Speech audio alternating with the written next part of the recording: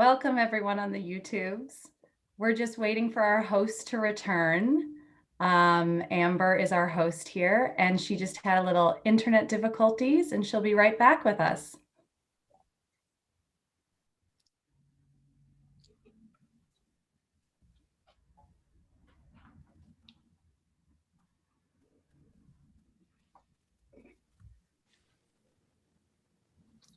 It's like when you're starting to read a book, but the spine isn't broken yet, so you'd have to like really pull the pages apart, like a slow open. Crack that spine, Michael. Let's open this book.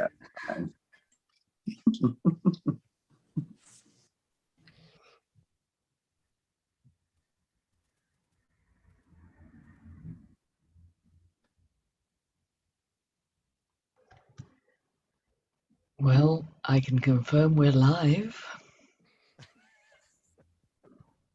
Thank you very much for that, Alexandra. Thank you. Would you like to give us a history lesson on Jane Eyre, Alexandra, since you seem to know everything on the earth? Oh, bless you. I haven't read this one in a very long time. So I was skimming through the chapters that we're doing going, oh, that happens. Oh, that happens. Oh. So this is going to be interesting. I've just conducted an Instagram read along of Jane Eyre on my Instagram live page at Rowan Coleman. All episodes still available. It took 6 months to read 10 minutes a day. Wow. So I think, you know, I'm fairly familiar with the text right now. Well, would you like to give us a lesson on Jane Eyre? I will tell you something about Jane Eyre. Jane Eyre is the novel that Charlotte wrote after her first novel, The Professor, was rejected, and both of her sisters got book deals, and she did not get one. But instead of going to bed and crying for the rest of her life, which is what many of us, I would have done, she wrote Jane Eyre. So I think that's a really great way to, it's a really great symbol of resilience, of creative resilience, that when you're faced with rejection and dejection and despair, write your Jane Eyre. That's my top tip. Particularly since she faces quite a lot of that, doesn't she, the character? Yeah, she does. Welcome back, Amber. Yes, Take it away. I love that you all just sat here and it totally worked out. It looks like I'm still the host, so I can do stuff. Tony is rejoining. If that happens again, just start talking about how much you love the Brontes, and I will come back in. What we did. If you don't know about the Brontes, then just let other people carry the conversation. And Jason, I suppose you know your camera's off, but I'm going to tell you that anyway. So I want to get the windows open, and we will try take two one more time, only better, and hope this works. Oh, we're live streaming right now, actually, it says. That can't be correct. Is it? Are we live streaming? Because I never got the verification. It says Awesome. It does say live. So I'm very proud of myself for doing something silly in every single one of these videos, and that was my silly stuff this time. We bring a little bit of Monty Python, only not quite as funny, to our readathons. So welcome everyone. Thank you performers for putting up with my internet as it decided to crash instead of join. Hopefully that will not happen again. And if it does, let's try to keep the cursing to a minimum on our end, and you can say things like "bye deuce" instead of the F word. Welcome everyone. Happy birthday, Branwell. Speaking of bye deuce, today is his 204th birthday. He is the most, he is the most underrated of the Bronte siblings, in part because his writing didn't come cleanly packaged as a novel. If you can get a hold of his juvenilia, it is definitely worth your time. I am a huge Branwell fan, and I'm really honored to be reading his sister's novel that he definitely played a part in on his birthday. What a great way to celebrate. So in addition to Branwell's birthday, we are here to celebrate another great event in Bronte history, something that's happened in our lifetime, and that is the discovery of the Honrisfield Library. I say discovery kind of with air quotes because some people knew this library existed, but it was not available to public display or for scholars to access. And last month, it was announced that this library was going up for auction for Sotheby's. And when it goes to a public auction, it truly does go to the highest bidder. Museums, as a result of the pandemic, were unlikely to be the highest bidder. So there was a very tumultuous few weeks here recently when we were afraid that these would be lost again to private collections. But the fantastic news is that the Friends of the National Library created a coalition and now have the opportunity to purchase all of these documents, manuscripts, books that belong to literary families of the 19th century, and purchase those outright, not through an auction, and then donate them to the appropriate literary sites like the Bronte Parsonage, Abbotsford, and various other museums throughout the UK. They do have to raise £15 million. So that's why we're here. We are going to help them do that. Right now, their fundraising goal for public crowdfunding like this is set at £100,000. So we are going to help in whichever way we can, either by spreading word of this readathon or by donating funds directly. You can give to the Friends of the National Library's Big Give campaign.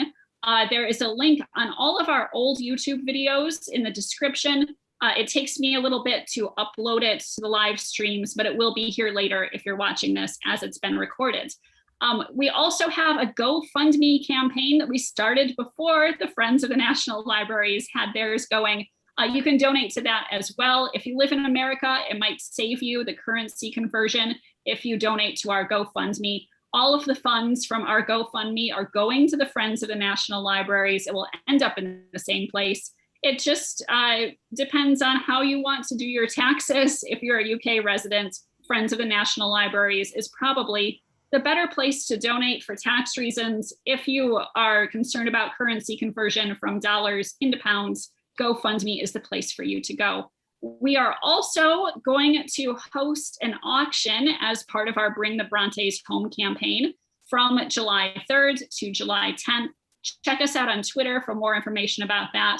We're at Bring Brontes Hom, H-O-M, because there is a character limit, so we could not have the E.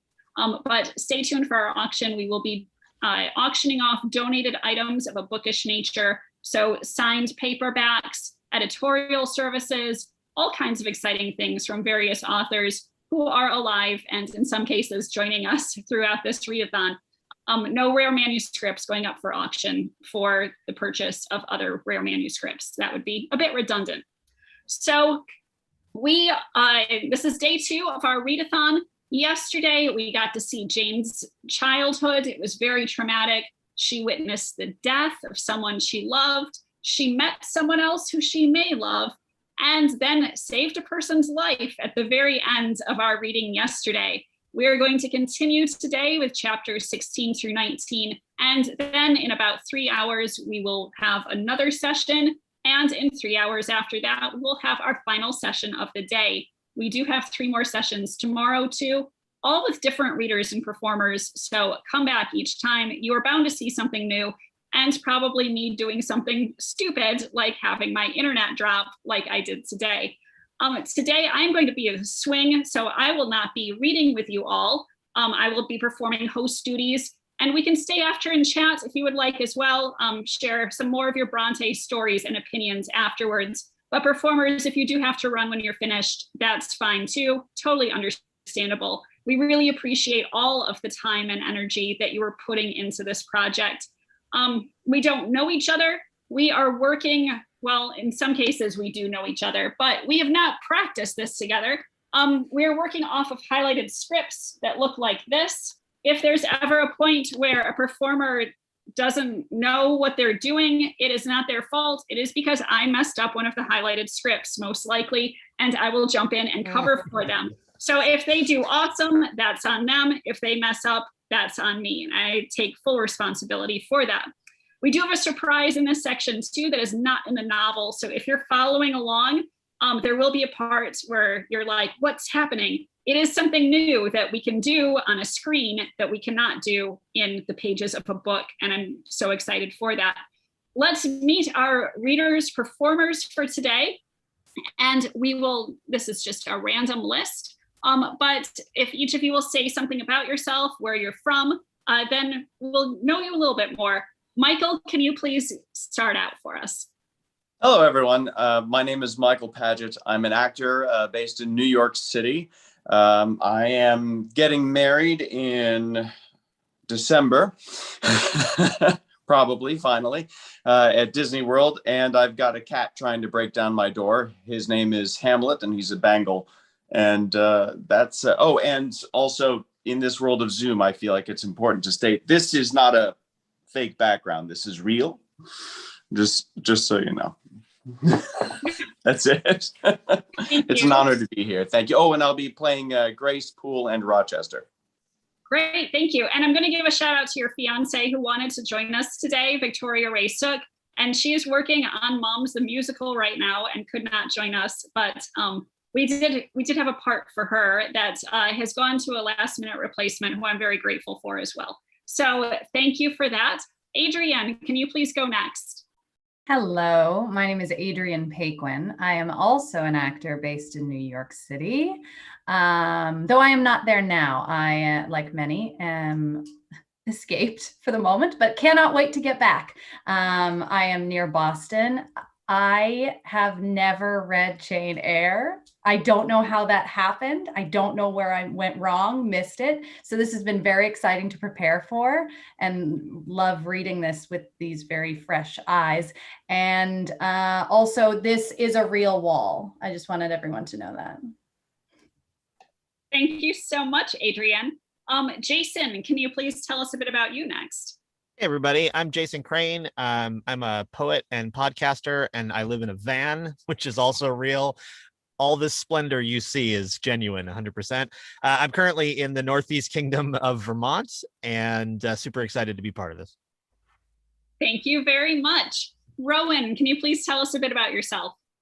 Hello, I'm Rowan Coleman, also known as Bella Ellis. I'm an author of 14 novels, including the Bronte Mystery Series, which imagines that before the Bronte sisters were famous, they were amateur detectives.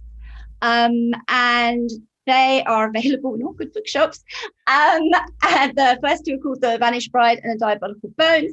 I have been a Bronte superfan since I was 10 years old. I'm desperate to get those papers back home to the UK and to Yorkshire, and to all the places that they need to be. This is a genuine 4-poster bed, but it's not mine. I'm in a hotel room at the moment. So I just thought it was kind of appropriate for the reading.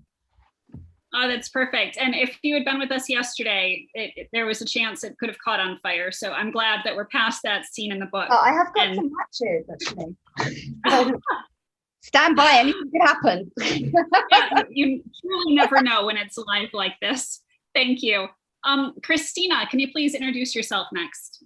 I'm in New York City. I was an actor. I am a Victorian era historical novelist and a certified music therapist. And I am delighted to be here. Thank you, Amber. Thank you very much. And you joined us yesterday too. So thank you for giving us double time. Tony, can you please tell us about yourself? I'm Tony. I'm an engineer, not an actor or writer, author, but I come from Austin, Texas, and I'm proud to support a fantastic cause. Thank you for putting this together. Thank you. And next, Alexandra. Hi, my name is Alexandra. I joined on a bit of a last minute sort of spur of the moment decision, and I haven't read this book in a really long time. So I'm just really, really grateful to be around such wonderful people who know so much more about it than I do. And thank you for everyone who joined at the last minute. This is our biggest ensemble group because it involves a party scene. So yes, I appreciate you all coming in and making it so we didn't all have to do silly voices or some such horrible thing. Some of you still may do voices, but yours will not be silly. They will be fantastic. So last but not least, we have Yaitza. Did I get that? Please So correct. close, Yaisa. Oh, Hi everyone, my name is Yaisa Freire Bernat. I'm an actor, mover and creator based in London. Yeah, I also joined last minute, so I'm very excited because I've never done something completely unprepared before. So this is gonna be cool. And I'm glad everyone could come. Thank you. thank you. As someone who cold read the part of Hamlet a couple of months ago, I can say that it is doable. You may be miserable later though. So a couple of notes before we get started. Christina, we have a note from our chat that you're a little bit quiet. So I shall project. thank you. And audience members, this part of the script is cut a little bit differently.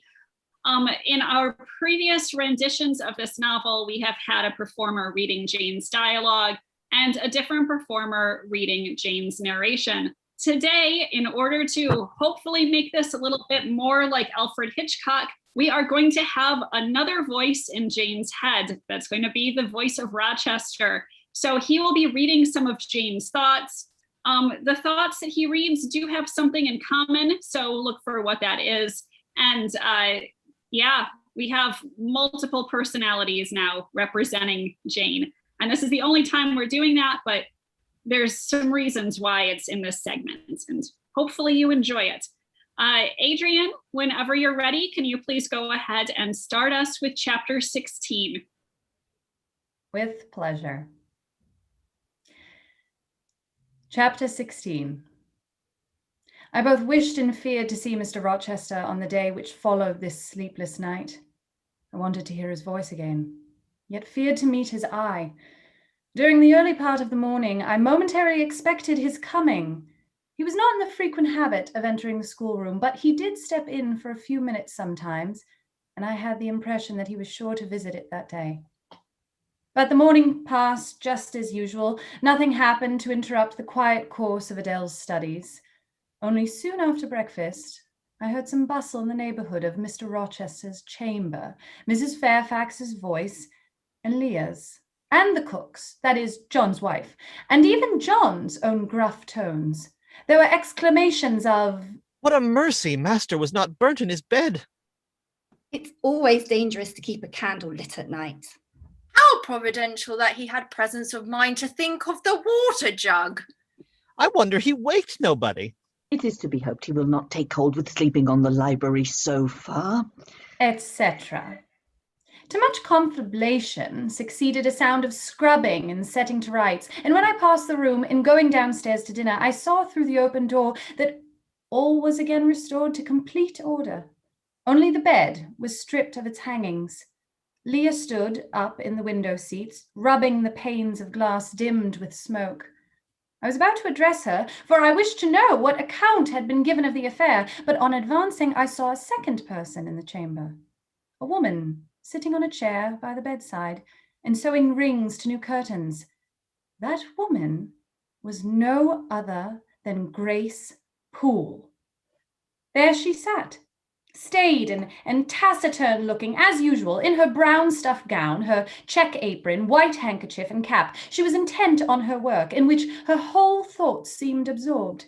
On her hard forehead and in her commonplace features was nothing either of the paleness or desperation one would have expected to see, marking the countenance of a woman who had attempted murder and whose intended victim had followed her last night to her lair and, as I believed, charged her with the crime she wished to perpetrate.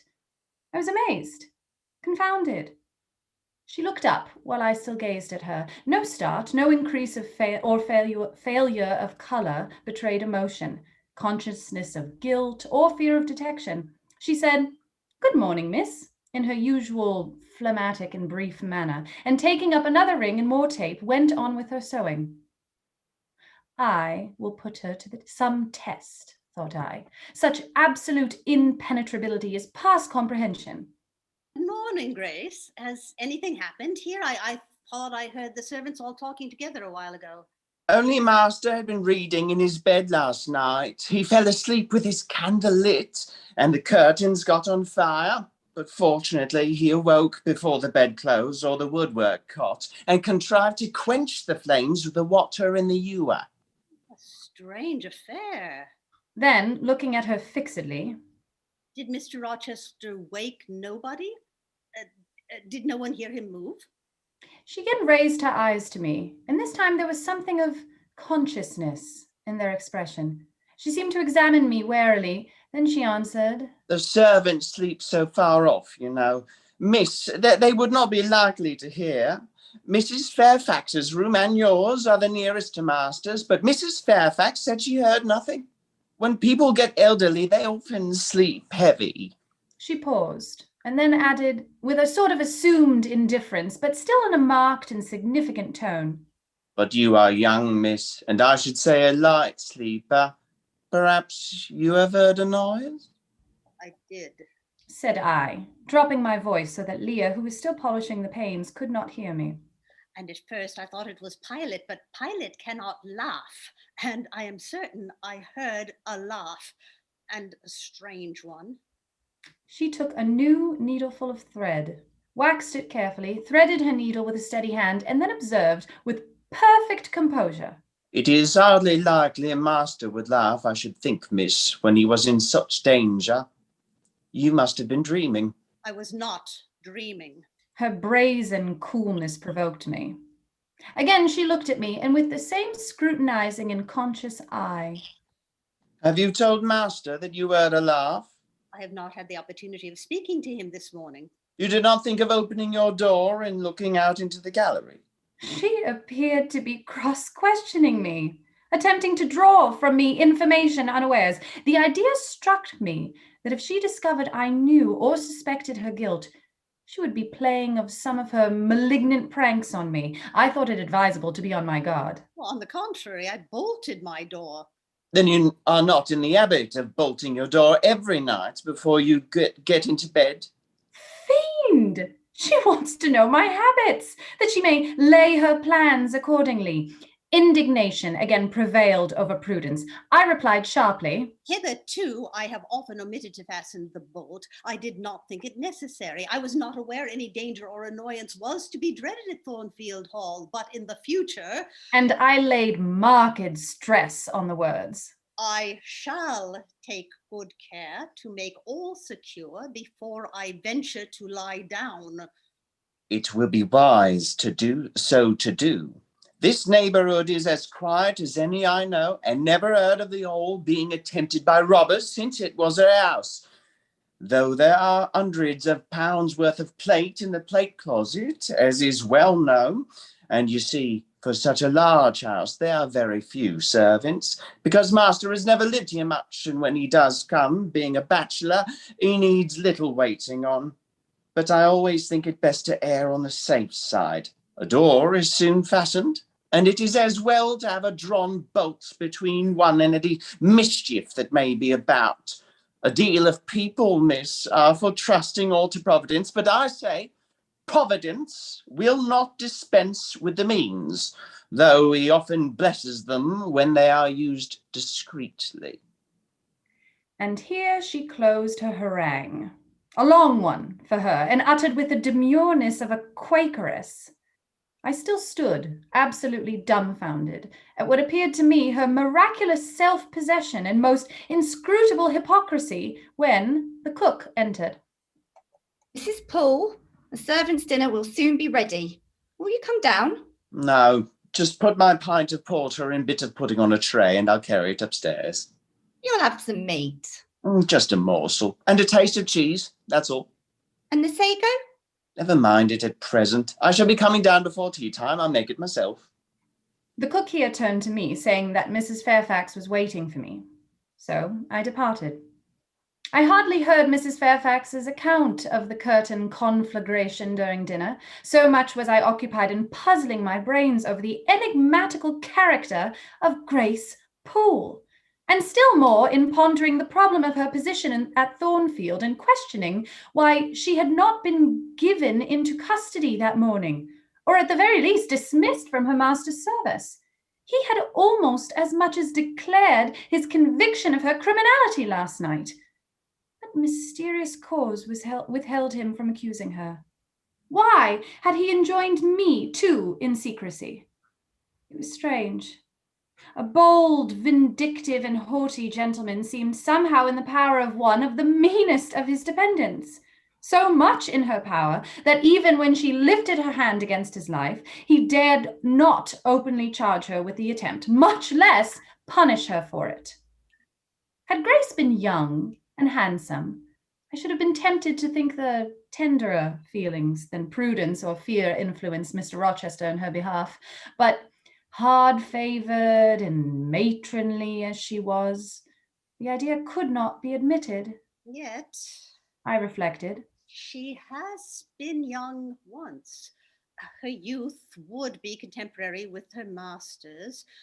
Mrs. Fairfax told me once she had lived here many years. I don't think she can ever have been pretty. For aught I know, she may possess originality and strength of character to compensate for the want of personal advantage. Mr. Rochester is an amateur, decided and eccentric. Grace is eccentric, at least. What if a former caprice, a freak very possible to a nature so sudden and headstrong as his, has delivered him into her power, and now she exercises over his actions a secret influence, the result of his own indiscretion, which he cannot shake off and dare not disregard. But, having reached this point of conjecture, Mrs. Poole's square, flat figure and uncomely, dry, even coarse face recurred so distinctly to my mind's eye that I thought, no, impossible. My supposition cannot be correct. Yet, suggested the secret voice which talks to us in our own hearts. You are not beautiful either, and perhaps Mr. Rochester approves you. At any rate, you have often felt as if he did, and last night, remember his words? Remember his look? Oh, remember his voice? I well remembered all. Language, glance, and tone seemed at the moment vividly renewed. I was now in the schoolroom. Adele was drawing. I bent over her and directed her pencil. She looked up with a sort of start. Avez-vous, mademoiselle? Vos doigts tremblants comme la feuille et vos joues sont rouges, mais rouges comme des cerises. I am not Adele, and with stooping. She went on sketching. I went on thinking. I hastened to drive from my mind the hateful notion I had been conceiving respecting Grace Poole. It disgusted me. I compared myself with her and found we were different. Bessie Leaven had said I was quite a lady, and she spoke truth. I was a lady. And now I looked much better than I did when Bessie saw me. I had more colour and more flesh, more life, more vivacity, because I had brighter hopes and keener enjoyments. Evening approaches. I looked toward the window. I have heard Mr. Rochester's voice on the step or in the house today, but surely I shall see him before night. I feared the meeting in the morning. Now I desire it, because expectation has been so long baffled that it has grown impatient. When dusk actually closed, and when Adele left me to go and play in the nursery with Sophie, I did most keenly desire it. I listened for the bell to ring below. I listened for Leah to come up with a message. I fancied sometimes I heard Mr. Rochester's own tread, and I turned to the door, expecting it to open and admit him. The door remained shut. Darkness only came in through the window. Still, it was not late. He often sent for me at 7 and 8 o'clock, and it was yet but 6. Surely I should be wholly disappointed tonight when I had so many things to say to him. I wanted again to introduce the subject of Grace Poole and to hear what he would answer.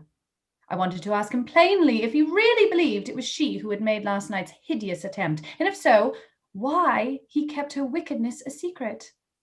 It little mattered whether my curiosity irritated him. I knew the pleasure of vexing and soothing him by turns. It was one I chiefly delighted in, and a sure instinct always prevented me from going too far. Beyond the verge of provocation, I never ventured. On the extreme brink, I liked well to try my skill. Retaining every minute form of respect, every propriety of my station, I could still meet him in argument without fear or easy restraint. This suited both him and me. A tread creaked on the stairs at last. Leah made her appearance, but it was only to intimate that tea was ready in Mrs. Fairfax's room. Thither I repaired, glad at least to go downstairs, for that brought me, I imagined, nearer to Mr. Rochester's presence. You must want your tea. I joined her. You ate so little at dinner. I am afraid you are not well today. You look flushed and feverish. Quite well. I never felt better. Then you must prove it by evincing a good appetite. Will you fill the teapot while I knit off this needle? Having completed her task, she rose to draw down the blind, which she had hitherto kept up, by way, I suppose, of making the most of daylight, though dusk was now fast deepening into total obscurity. It is fair tonight. She looked through the panes. Though not starlight, Mr. Rochester has on the whole had a favorable day for his journey. Journey? Is Mr. Rochester gone away? I did not know he was out. Oh, he set off the moment he had breakfasted. He's gone to the Lees, Mr. Eshton's place, 10 miles on the other side of Millcote. I believe there is quite a party assembled there. Lord Ingram, Sir George Lynn, Colonel Dent, and others. Do you expect him back tonight?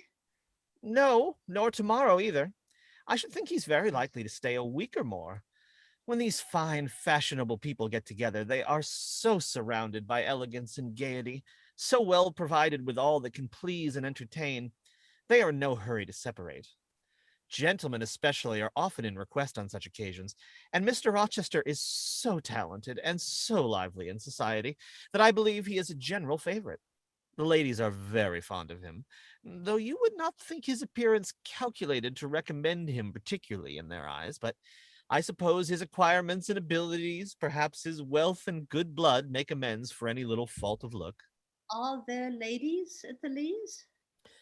There are Mrs. Eshton and her 3 daughters, very elegant young ladies indeed, and there are the Honorable Blanche and Mary Ingram, most beautiful women, I suppose. Indeed, I have seen Blanche 6 or 7 years since when she was a girl of 18. She came here to a Christmas ball and party Mr. Rochester gave. You should have seen the dining room that day, how richly it was decorated, how brilliantly lit up. I should think there were 50 ladies and gentlemen present, all of the first county families, and Miss Ingram was considered the belle of the evening. You saw her, you say, Mrs. Fairfax. What was she like? Yes, I saw her. The dining room doors were thrown open, and as it was Christmas time, the servants were allowed to assemble in the hall to hear some of the ladies sing and play. Mr. Rochester would have me to come in, and I sat down in a quiet corner and watched them. I never saw a more splendid scene. The ladies were magnificently dressed. Most of them, at least most of the younger ones, looked handsome, but Miss Ingram was certainly the queen. And what was she like? Tall, fine bust, sloping shoulders, long, graceful neck, olive complexion, dark and clear, noble features. Eyes rather like Mr. Rochester's, large and black and as brilliant as her jewels. And then she had such a fine head of hair, raven black and so becomingly arranged, a crown of thick plaits behind, and in front the longest, the glossiest curls I ever saw. She was dressed in pure white. An amber-colored scarf was passed over her shoulder and across her breast, tied at the side, and descending in long fringed ends below her knee. She wore an amber-colored flower, too, in her hair. It contrasted well with the jetty mass of her curls. She was greatly admired, of course. Yes, indeed, and not only for her beauty, but for her accomplishments. She was one of the ladies who sang. A gentleman accompanied her on the piano. She and Mr. Rochester sang a duet. Mr. Rochester? I was not aware he could sing. Oh, he has a fine bass voice and an excellent taste for music. And Miss Ingram, what sort of a voice had she? A very rich and powerful one. She sang delightfully. It was a treat to listen to her, and she played afterwards. I am no judge of music, but Mr. Rochester is, and I heard him say her execution was remarkably good. And this beautiful and accomplished lady, is she not yet married? It appears not. I fancy neither she nor her sister have very large fortunes. Old Lord Ingram's estates were chiefly entailed, and the eldest son came in for everything almost. But I wonder no wealthy nobleman or gentleman has taken a fancy to her. Mr. Rochester, for instance, he is rich, is he not? Oh, yes. But you see, there is a considerable difference in age. Mr. Rochester is nearly 40. She's but 25. What of that? More unequal matches are made every day. True, yet I should scarcely fancy Mr. Rochester would entertain an idea of the sort. But you eat nothing. You have scarcely tasted since you began tea. No, I'm not thirsty. Will you let me have another cup?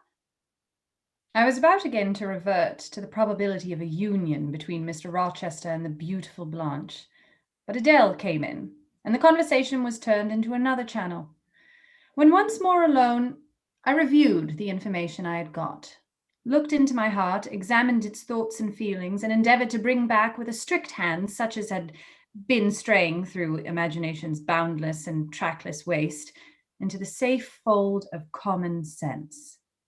Arraigned at my own bar, memory having given her evidence of the hopes, wishes, sentiments I'd been cherishing since last night, of the general state of mind in which I had indulged for nearly a fortnight past, reason having come forward and told in her own quiet way a plain, unvarnished tale, showing how I had rejected the real and rabidly devoured the ideal, I pronounced judgment to this effect: that a greater fool than Jane Eyre had never breathed the breath of life, that a more fantastic idiot had never surfeited herself on sweet lies and swallowed poison as if it were nectar.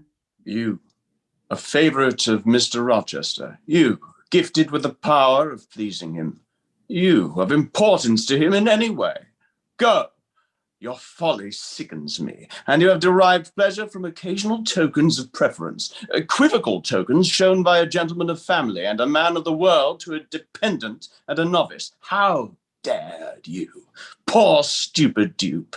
Could not even self-interest make you wiser?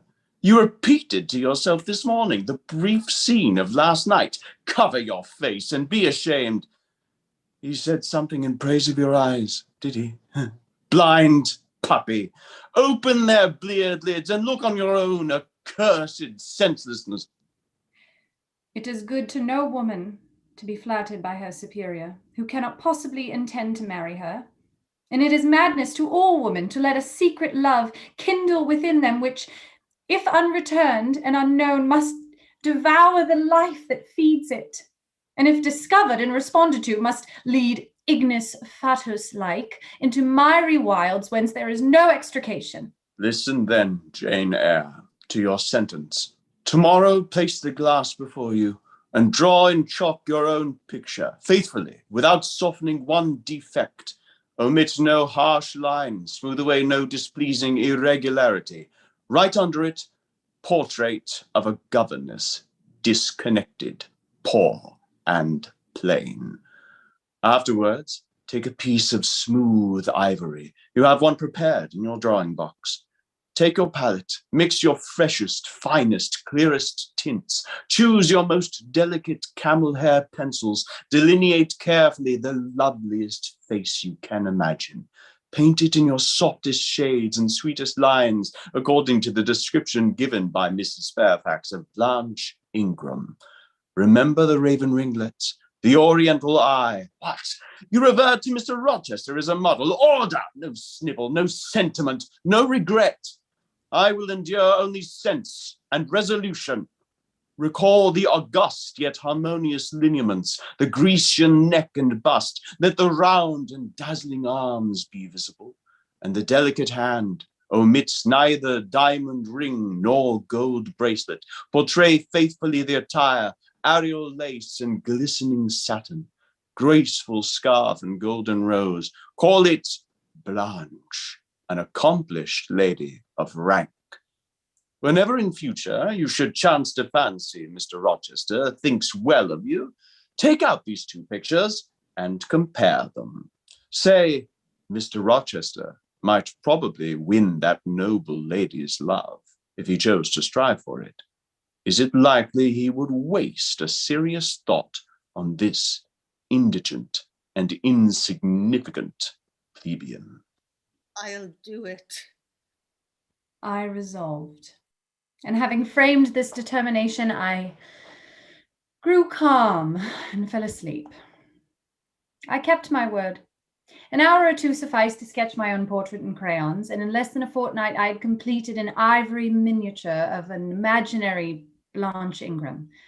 It looked a lovely face enough, and when compared with the real head in chalk, the contrast was as great as self-control could desire.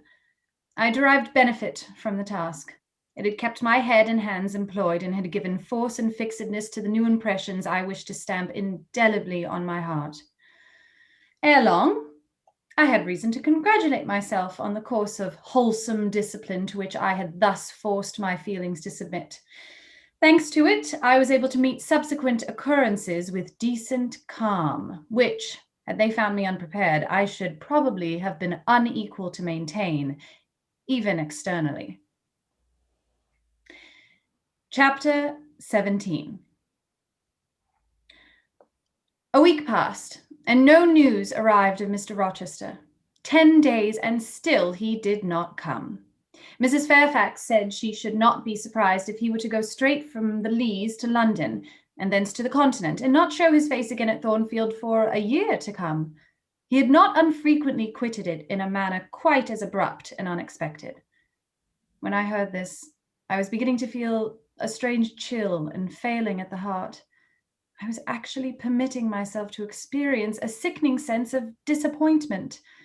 But rallying my wits and recollecting my principles, I at once called my sensations to order, and it was wonderful how I got over the temporary blunder, how I cleared up the mistake of supposing Mr. Rochester's movements a matter in which I had any cause to take vital interest. Not that I humbled myself by a slavish notion of inferiority. On the contrary, I just said, You have nothing to do with the Master of Thornfield further than to receive the salary he gives you for teaching his protege and to be grateful for such respect and kind treatment as, if you do your duty, you have the right to expect at his hands. Be sure that it is the only tie he seriously acknowledges between you and him, so don't make him the object of your fine feelings, your raptures, agonies, and so forth. He is not of your order. Keep to your castle and be too self-respecting to lavish love on the whole heart, soul, and strength, where such a gift is not wanted and would be despised. I went on with my day's business tranquilly, but ever and anon vague suggestions kept wandering across my brain of reasons why I should quit Thornfield. And I kept involuntarily framing advertisements and pondering conjectures about new situations. These thoughts I did not think to check. They might germinate and bear fruit if they could. Mr. Rochester had been absent upwards of a fortnight when the post brought Mrs. Fairfax a letter. It is from the master. She looked at the direction. Now I suppose we shall know whether we are to expect his return or not. And while she broke the seal and perused the document, I went on taking my coffee. We were at breakfast. It was hot, and I attributed that to that circumstance, the fiery glow which suddenly rose to my face. Why my hand shook, and why I involuntarily spilt half the contents of my cup into my saucer, I did not choose to consider. Well, I sometimes think we are too quiet, but we run a chance of being busy enough now, for a little while at least, said Mrs. Fairfax, still holding the note before her spectacles. Ere I permitted myself to request an explanation, I tied the string of Adele's pinafore, which happened to be loose. Having helped her also to another bun and refilled her mug with milk, I said nonchalantly, Mr. Rochester is not likely to return soon, I suppose. Indeed he is. In 3 days, he says. That will be next Thursday. And not alone either. I don't know how many of the fine people at the Leas are coming with him. He sends directions for all the best bedrooms to be prepared, and the library and drawing rooms are to be cleaned out. I am to get more kitchen hands from the George Inn at Millcote, and from wherever else I can. And the ladies will bring their maids, and their gentlemen their valets, so we shall have a full house of it. And Mrs. Fairfax swallowed her breakfast and hastened away to commence operations. The 3 days were, as she foretold, busy enough. I had thought all the rooms at Thornfield beautifully clean and well arranged, but it appears I was mistaken. 3 women were got to help, and such scrubbing, such brushing, such washing of paint and beating of carpets, such taking down and putting up of pictures, such polishing of mirrors and lustres, such lighting of fires in bedrooms, such airing of sheets and feather beds and on hearths, I never beheld, either before or since. Adele ran quite wild in the midst of it. The preparations for company and the prospect of their arrival seemed to throw her into ecstasies. She would have Sophie to look over all her toilettes, as she called frocks, to furbish up any that were passé, and to air and arrange the new. For herself, she did nothing but caper about in the front chambers, jump on and off the bedsteads, and lie on the mattresses and piled up bolsters and pillows before the enormous fires roaring in the chimneys. From school duties, she was exonerated.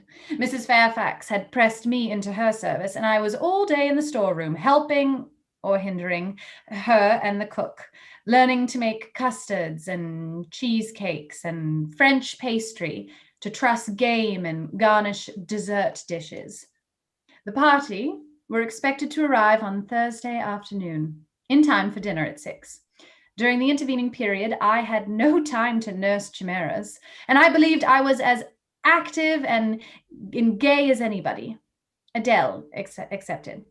Still, now and then I received a damping check to my cheerfulness, and was, in spite of myself, thrown back on the region of doubts and portents and dark conjectures. This was when I chanced to see the 3rd-story staircase door, which of late had always been kept locked, open slowly and give passage to the form of Grace Poole, in prim cap, white apron, and handkerchief. But when I watched her glide along the gallery, her quiet tread muffled in a list slipper, when I saw her look into the bustling, topsy-turvy bedrooms, just say a word, perhaps, to the charwoman about the proper way to polish a grate, or clean a marble mantelpiece, or take stains from papered walls, and then pass on. She would thus descend to the kitchen once a day, eat her dinner, smoke a moderate pipe on the hearth, and go back, carrying her pot of porter with her, for her private solace in her own gloomy upper haunt. Only 1 hour in the 24 did she pass with her fellow servants below. All the rest of her time she was spent in some low-ceiled oaken chamber of the 2nd story. There she sat and sewed, and probably laughed drearily to herself, as companionless as a prisoner in his dungeon. The strangest of all was that not a soul in the house, except me, noticed her habits, or seemed to marvel at them. No one discussed her position or employment. No one pitied her solitude or isolation. I once, indeed, overheard part of a dialogue between Leah and one of the charwomen, of which Grace formed the subject. Leah had been saying something I had not caught, and the charwoman remarked, She gets good wages, I guess. Oh, yes. I wish I had as good. Not that mine are to complain of. There's no stinginess at Thornfield, but they're not 1/5 of the sum Miss Poole receives, and she is laying by. She goes every quarter to the bank at Millcote. I should not wonder but she has saved enough to keep her independent if she liked to leave. But I suppose she's got used to the place. And then she's not 40 yet, and strong and able for anything. It is too soon for her to give up business. She's a good hand, I dare say. Oh, she understands what she has to do. Nobody better. And it is not everyone could fill her shoes, not for all the money she gets. That is. I wonder whether the master. The charwoman was going on, but here Leia turned and perceived me, and she instantly gave her companion a nudge. Doesn't she know? I heard the woman whisper. Leia shook her head, and the conversation was, of course, dropped. All I had gathered from it amounted to this, that there was a mystery at Thornfield, and that from participation in that mystery, I was purposefully excluded. Thursday came. All work had been completed the previous evening. Carpets were laid down, bed hangings festooned, radiant white counterpanes spread, toilet tables arranged, furniture rubbed, flowers piled in vases. Both chambers and saloons looked as fresh and bright as hands could make them. The hall, too, was scoured, and the great carved clock, as well as the steps and banisters of the staircase, were polished to the brightness of glass. In the dining room, the sideboard flashed resplendent with plate, and the drawing room and boudoir, vases of exotics bloomed on all sides. Afternoon arrived. Mrs. Fairfax assumed her best black satin gown, her gloves, and her gold watch, for it was her part to receive the company, to conduct the ladies to their rooms, etc. Adele, too, would be dressed, though I thought she had little chance of being introduced to the party that day at least. However, to please her, I allowed Sophie to apparel her in one of her short, full muslin frocks. For myself, I had no need to make any change. I should not be called upon to quit my sanctum of the schoolroom, for a sanctum it was now become to me. A very pleasant refuge in time of trouble. It had been a mild, serene spring day, one of those days which, toward the end of March or the beginning of April, rise shining over the earth as heralds of summer. It was drawing to an end now, but the evening was even warm, and I sat at work in the schoolroom with the windows open. It gets late, said Mrs. Fairfax, entering in a rustling state.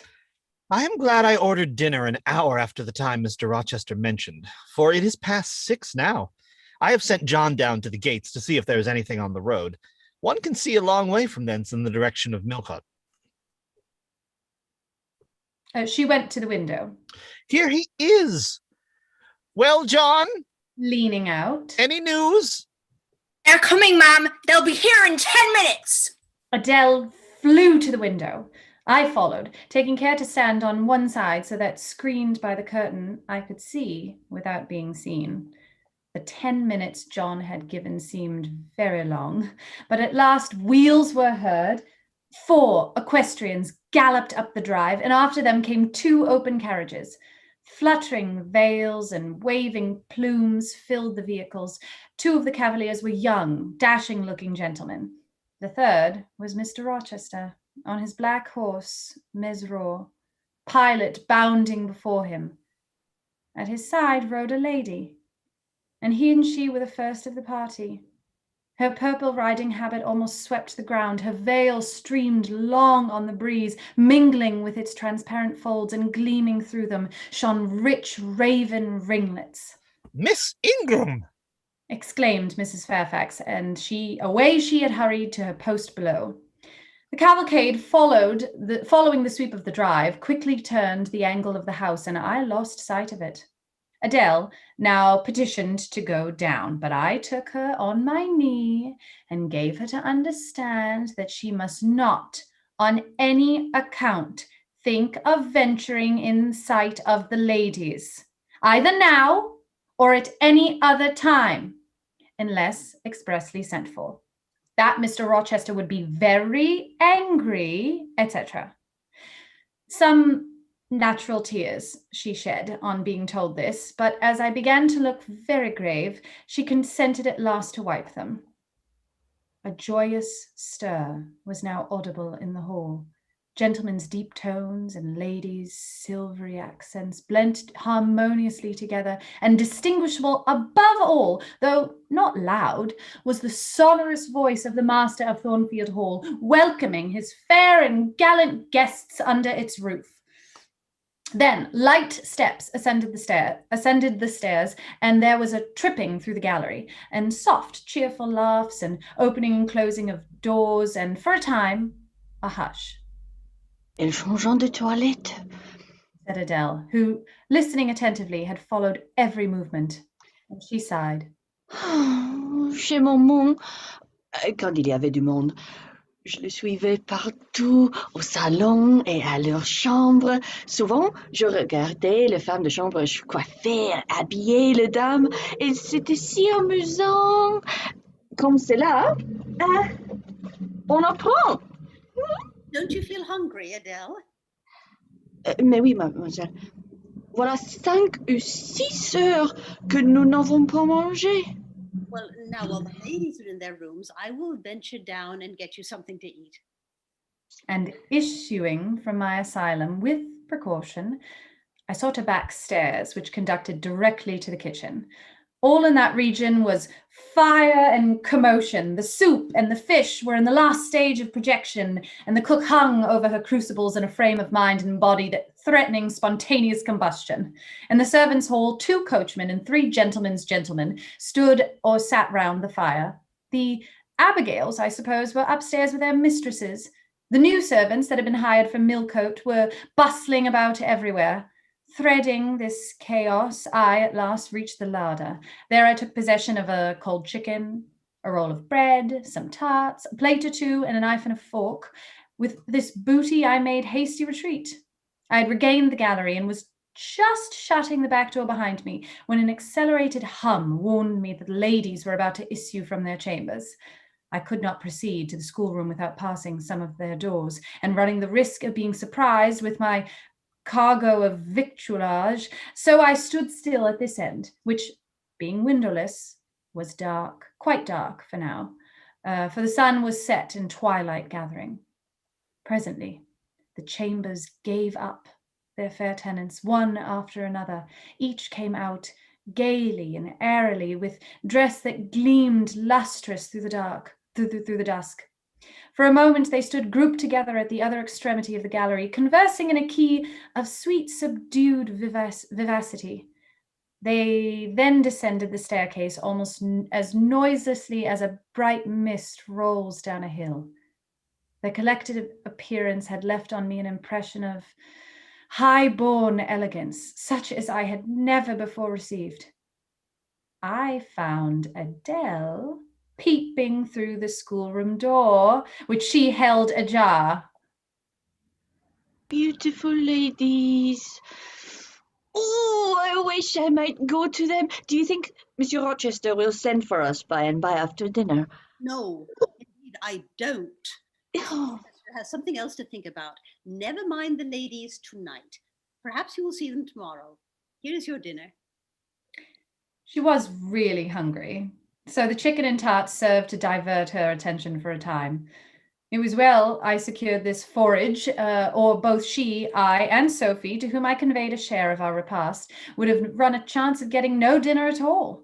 Everyone downstairs was too much engaged to think of us. The dessert was not carried out till after 9, and at 10, footmen were still running to and fro with trays and coffee cups. I allowed Adele to sit up much later than usual, for she declared she could not possibly go to sleep while the doors kept opening and shutting below, and people bustling about.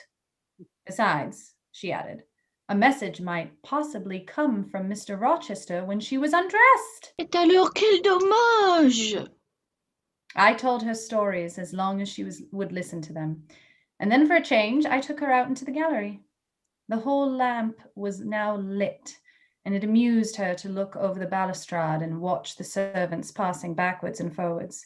When the evening was far advanced, a sound of music issued from the drawing room, whither the piano had been removed. Adele and I sat down on the top step of the stairs to listen. Presently, a voice blent with the rich tones of the instrument. It was a lady who sang, and very sweet her tones were. The solo over, a duet followed, and then a glee, a joyous conversational murmur filled up the intervals. I listened long.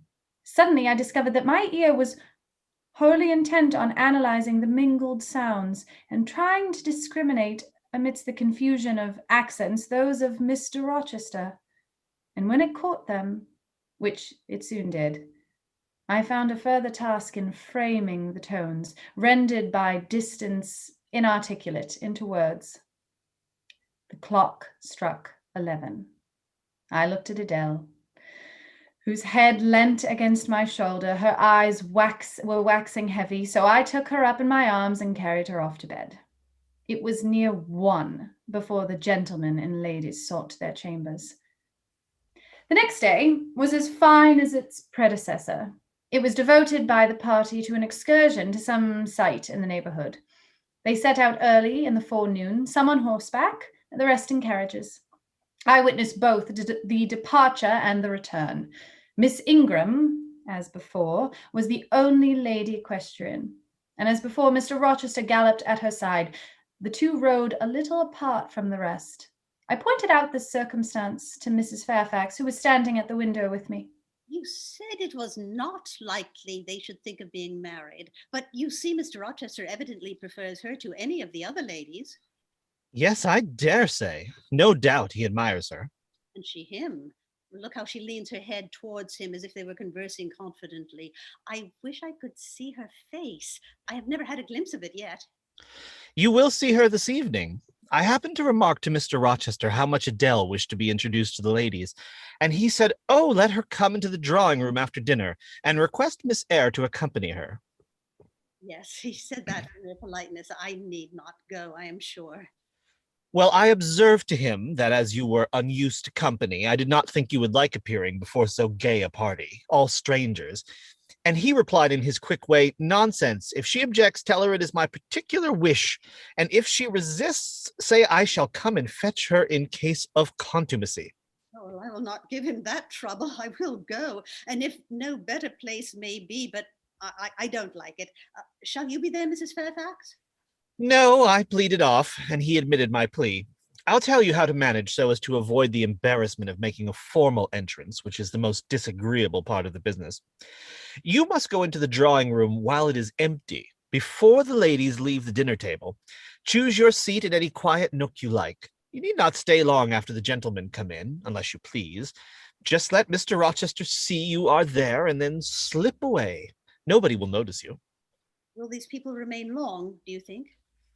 Perhaps 2 or 3 weeks, certainly not more. After the Easter recess, Sir George Lynn, who was lately elected member for Millcote, will have to go up to town and take his seat. I dare say Mr. Rochester will accompany him. It surprises me that he has already made so protracted a stay at Thornfield. It was with some trepidation that I perceived the hour approach when I was to repair with my charge to the drawing room. Adele had been in a state of ecstasy all day after hearing she was to be presented to the ladies that evening, and it was not until Sophie commenced the operation of dressing her that she sobered down.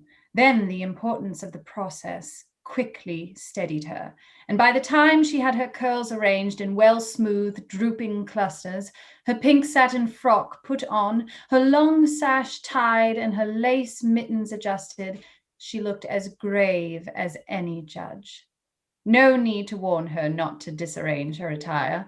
When she was dressed, she sat demurely down in her little chair, taking care previously to lift up the satin skirt for fear she would crease it, and assured me she would not stir thence till I was ready. This I quickly was. My best dress, the silver grey one, purchased for Miss Temple's wedding and never worn since, was soon put on. My hair was soon smoothed, my sole ornament, the pearl brooch, soon assumed. We descended. Fortunately, there was another entrance to the drawing room than that through the saloon where they were all seated at dinner. We found the apartment vacant, a large fire burning silently on the marble hearth, and wax candles shining in bright solitude amid the exquisite flowers with which the tables were adorned. The crimson curtain hung before the arch. Slight as was the separation this drapery formed from the party in the adjoining saloon, they spoke in so low a key that nothing of their conversation could be distinguished beyond a soothing murmur. Adele, who appeared to be still under the influence of a most solemnizing impression, sat down, without a word, on the footstool I pointed out to her. I retired to a window seat, and taking a book from a table near, endeavored to read. Adele brought her stool to my feet. Ere long, she touched my knee. What is it, Adele? Est-ce que je ne puis pas prendre une seule de ces fleurs magnifiques, mademoiselle, seulement pour compléter ma toilette? Paulette, Adele, but you may have a flower. And I took a rose from a vase and fastened it to her sash.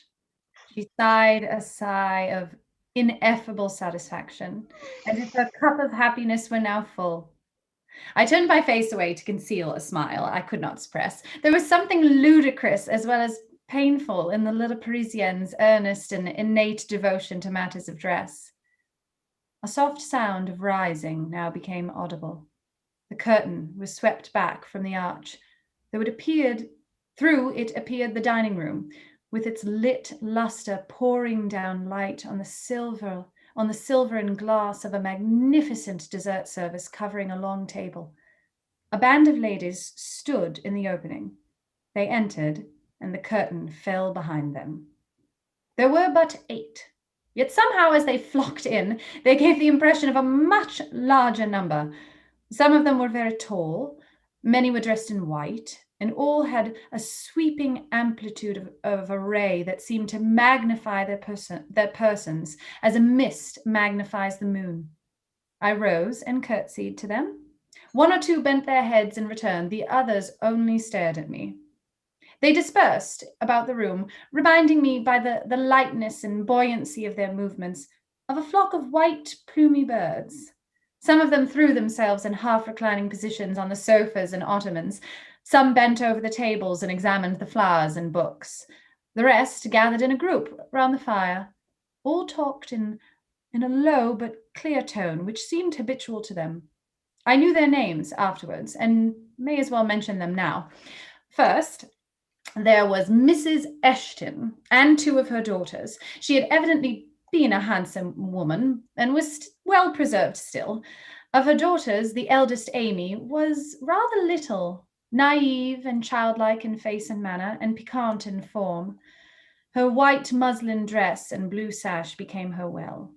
The second, Louisa, was taller and more elegant in figure, with a very pretty face, of that order of the French term minois chiffonné.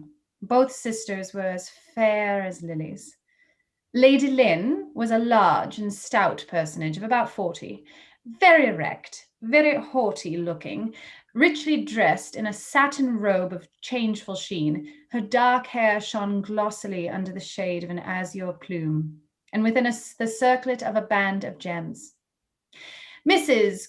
Colonel Dent was less showy, but I thought more ladylike.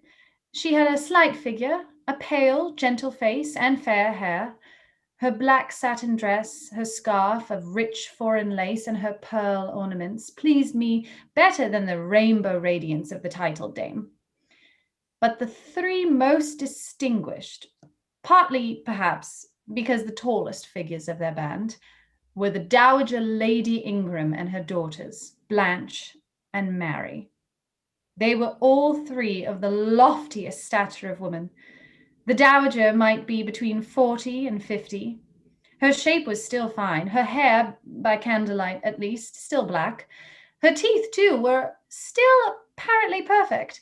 Most people would have termed her a splendid woman of her age, and so she was, no doubt, physically speaking. But then there was an expression of almost insupportable haughtiness in her bearing and countenance. She had Roman features and a double chin, disappearing into a throat like a pillar. These features appeared to me not only inflated and darkened, but even furrowed with pride. And the chin was sustained by the same principle in a position of almost preternatural erectness. She had likewise a fierce and hard eye. It reminded me of Mrs. Reed's. She mouthed her words in speaking. Her voice was deep, its inflections very pompous, very dogmatical, very intolerable, in short. A crimson velvet robe and a shawl turban of some gold-wrought Indian fabric invested her, I suppose she thought, with a truly imperial dignity. Blanche and Mary were of equal stature, straight and tall as poplars. Mary was too slim for her height. But Blanche was molded like a Dian. I regarded her, of course, with special interest. First, I wished to see whether her appearance accorded with Mrs. Fairfax's description. Secondly, whether it at all resembled the fancy miniature I had painted of her. And thirdly, it will all out, whether it was such as I should fancy likely to suit Mr. Rochester's taste. As far as person went, she answered point for point, both to my picture and Mrs. Fairfax's description. The noble bust, the sloping shoulders, the graceful neck, the dark eyes and black ringlets were all there, but her face. Her face was like her mother's. A youthful, unfurrowed likeness, the same low brow, the same high features. The same pride. It was not, however, so saturnine a pride. She laughed continually.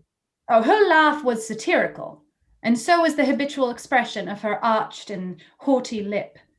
Genius is said to be self-conscious. I cannot tell whether Miss Ingram was a genius, but she was self-conscious, remarkably self-conscious indeed.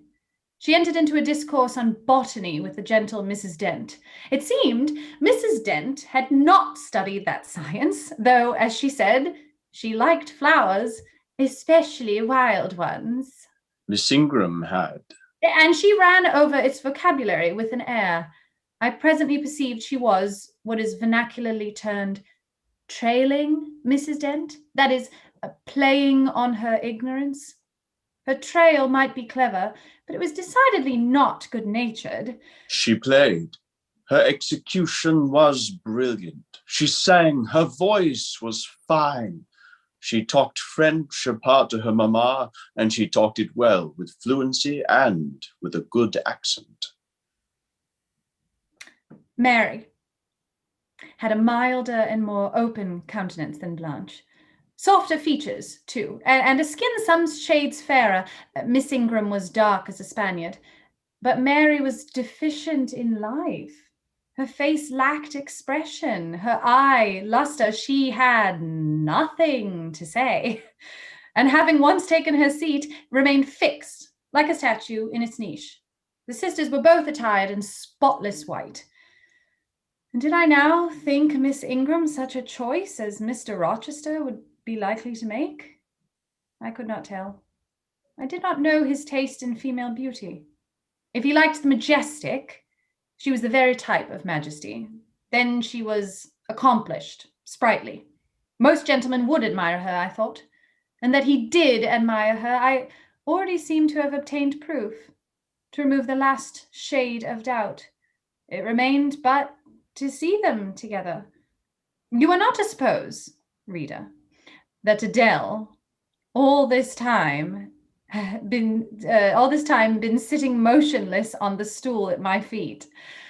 No. When the ladies entered, she rose, advanced to meet them, made a stately reverence, and said with gravity, "Bonjour, mesdames." And Miss Ingram had looked down at her with a mocking air and exclaimed, "Little puppet!" Lady Lynn had remarked, Mr. Rochester's ward, I suppose. The little French girl he was speaking of. Mrs. Dent had kindly taken her hand and given her a kiss. Amy and Louisa Eshton had cried out simultaneously, What a love of a child! And then they had pulled her to a sofa, where she now sat, ensconced between them, chattering alternately in French and broken English, absorbing not only the young lady's attention, but that of Mrs. Eshton and Lady Lynn, and getting spoilt to her heart's content. At last, coffee is brought in, and the gentlemen are summoned. I sit in the shade, if any shade there be in this brilliantly lit apartment. The window curtain half hides me.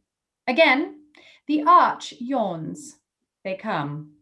The collective appearance of the gentlemen, like that of the ladies, is very imposing.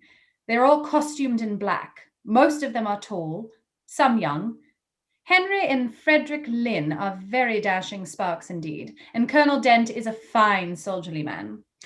Mr. Eshton, the magistrate of the district, is gentlemanlike. His hair is quite white, his eyebrows and whiskers still dark, which gives him something of the appearance of a père noble de théâtre. Lord Ingram, like his sisters, is very tall. Like them also, he is handsome, but he shares Mary's apathetic and listless look. He seems to have more length of limb than vivacity of blood or vigor of brain. And where is Mr. Rochester?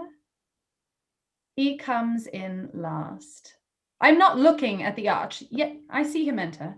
I try to concentrate my attention on those netting needles, on the meshes of the purse I'm forming. I wish to think only of the work I have in my hands, to see only the silver beads and silk threads that line my lap, whereas I distinctly behold his figure, and I inevitably recall the moment when I last saw it, just after I had rendered him what he deemed an essential service, and he, holding my hand and looking down on my face, surveyed me with eyes that revealed a heart full and eager to overflow, in whose emotions I had a part. How near had I approached him at that moment? What had occurred since, calculated to change his and my relative positions? Yet now, how distant, how far estranged we were, so far estranged that I did not expect him to come and speak to me. I did not wonder when, without looking at me, he took a seat at the other side of the room and began conversing with some of the ladies. No sooner did I see that his attention was riveted on them and that I might gaze without being observed, than my eyes were drawn involuntarily to his face. I could not keep their lids under control. They would rise, and the irises would fix on him. I looked, and had an acute pleasure in looking, a precious yet poignant pleasure, pure gold, with a stealing point of agony, a pleasure like what that thirst-perishing man must feel who knows the well to which he has crept is poisoned, yet stoops and drinks divine draughts nevertheless. Most true is that He is in the eye of the gazer. my master's colorless olive face, square, massive brow, broad and jetty eyebrows, deep eyes, strong features, firm, grim mouth, all energy, decision, will, were not beautiful, according to rule, but they were more beautiful to me. They were full of an interest, an influence that quite mastered me, that took my feelings from my own proper and fettered them in his. I had not intended to love him. The reader knows I had wrought hard to extirpate from my soul the germs of love there detected, and now, at the first renewed view of him, they spontaneously arrived, green and strong. He made me love him without looking at me. I compared him with his guests. What was the gallant grace of the Lynns, the languid elegance of Lord Ingram, even the military distinction of Colonel Dent, contrasted with his look of native pith and genuine power? I had no sympathy in their appearance, their expression, yet I could imagine that most observers would call them attractive, handsome, imposing, while they would pronounce Mr. Rochester at once harsh-featured and melancholy-looking. I saw them smile, laugh. It was nothing. The light of the candles had as much soul in it as their smile, the tinkle of the bell as much significance as their laugh. I saw Mr. Rochester smile. His stern features softened. His eye grew both brilliant and gentle, its ray both searching and sweet. He was talking at the moment to Louisa and Amy Eshton. I wondered to see them receive with calm that look which seemed to me so penetrating. I expected their eyes to fall, their color to rise under it, yet I was glad when I found they were in no sense moved. He is not to them what he is to me. I thought. He is not of their kind. I believe he is mine. I am sure he is. I feel akin to him. I understand the language, his countenance and movements. Though rank and wealth sever us wildly, I have something in my brain and heart, in my blood and nerves that assimilates me mentally to him. Did I say a few days since that I had nothing to do with him but to receive my salary at his hands? Did I forbid myself to think of him in any other light than as a paymaster? Blasphemy against nature. Every good, true, vigorous feeling I have gathers impulsively around him. I know I must conceal my sentiments. I must smooth hope. I must remember that he cannot care much for me. For when I say that I am of his kind, I do not mean that I have his force to influence and his spell to attract. I mean only that I have certain tastes and feelings in common with him. I must then repeat continually that we are forever sundered. And yet, while I breathe and think, I must love him. Coffee is handed. The ladies, since the gentlemen entered, have become lively as larks. Conversation waxes brisk and merrily. Colonel Dent and Mr. Eshton argue on politics, their wives listen. The two proud dowagers, Lady Lynn and Lady Ingram, confabulate together. Sir George, whom, by the by, I have forgotten to describe, a very big and very fresh-looking country gentleman, stands before their sofa, coffee cup in hand, and occasionally puts in a word. Mr. Frederick Lynn has taken a seat beside Mary Ingram and is showing her the engravings of a splendid volume. She looks, smiles now and then, but apparently says little. The tall and phlegmatic Lord Ingram leans with folded arms on the chair back of the little and lively Amy Eshton.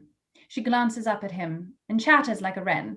She likes him better than she does Mr. Rochester. Henry Lynn has taken possession of an ottoman at the feet of Louisa. Adele shares it with him. He is trying to talk French with her, and Louisa laughs at his blunders. With whom will Blanche Ingram pair? She is standing alone at the table, bending gracefully over an album.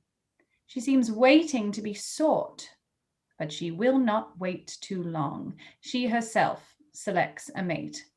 Mr. Rochester, having quitted the Eshtons, stands on the hearth as solitary as she stands by the table. She confronts him, taking her station on the opposite side of the mantelpiece. Mr. Rochester, I thought you were not fond of children. Nor am I. Then what induced you to take charge of such a little doll as this? Pointing Where did you to pick her up? I did not pick her up. She was left on my hands. You should have sent her to school. I could not afford it. Schools are so dear. Why, I suppose you have a governess for her. I saw a person with her just now. Is she gone?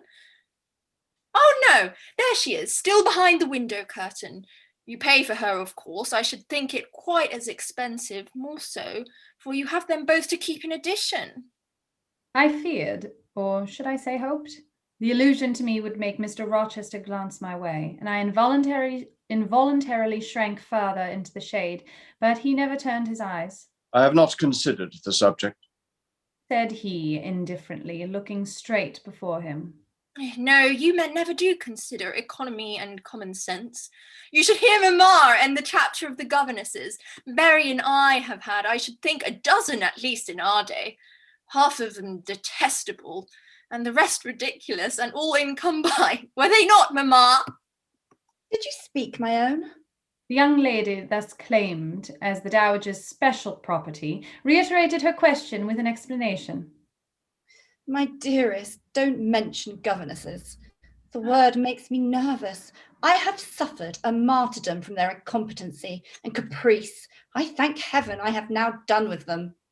Mrs. Dent here bent over to the pious lady and whispered something in her ear.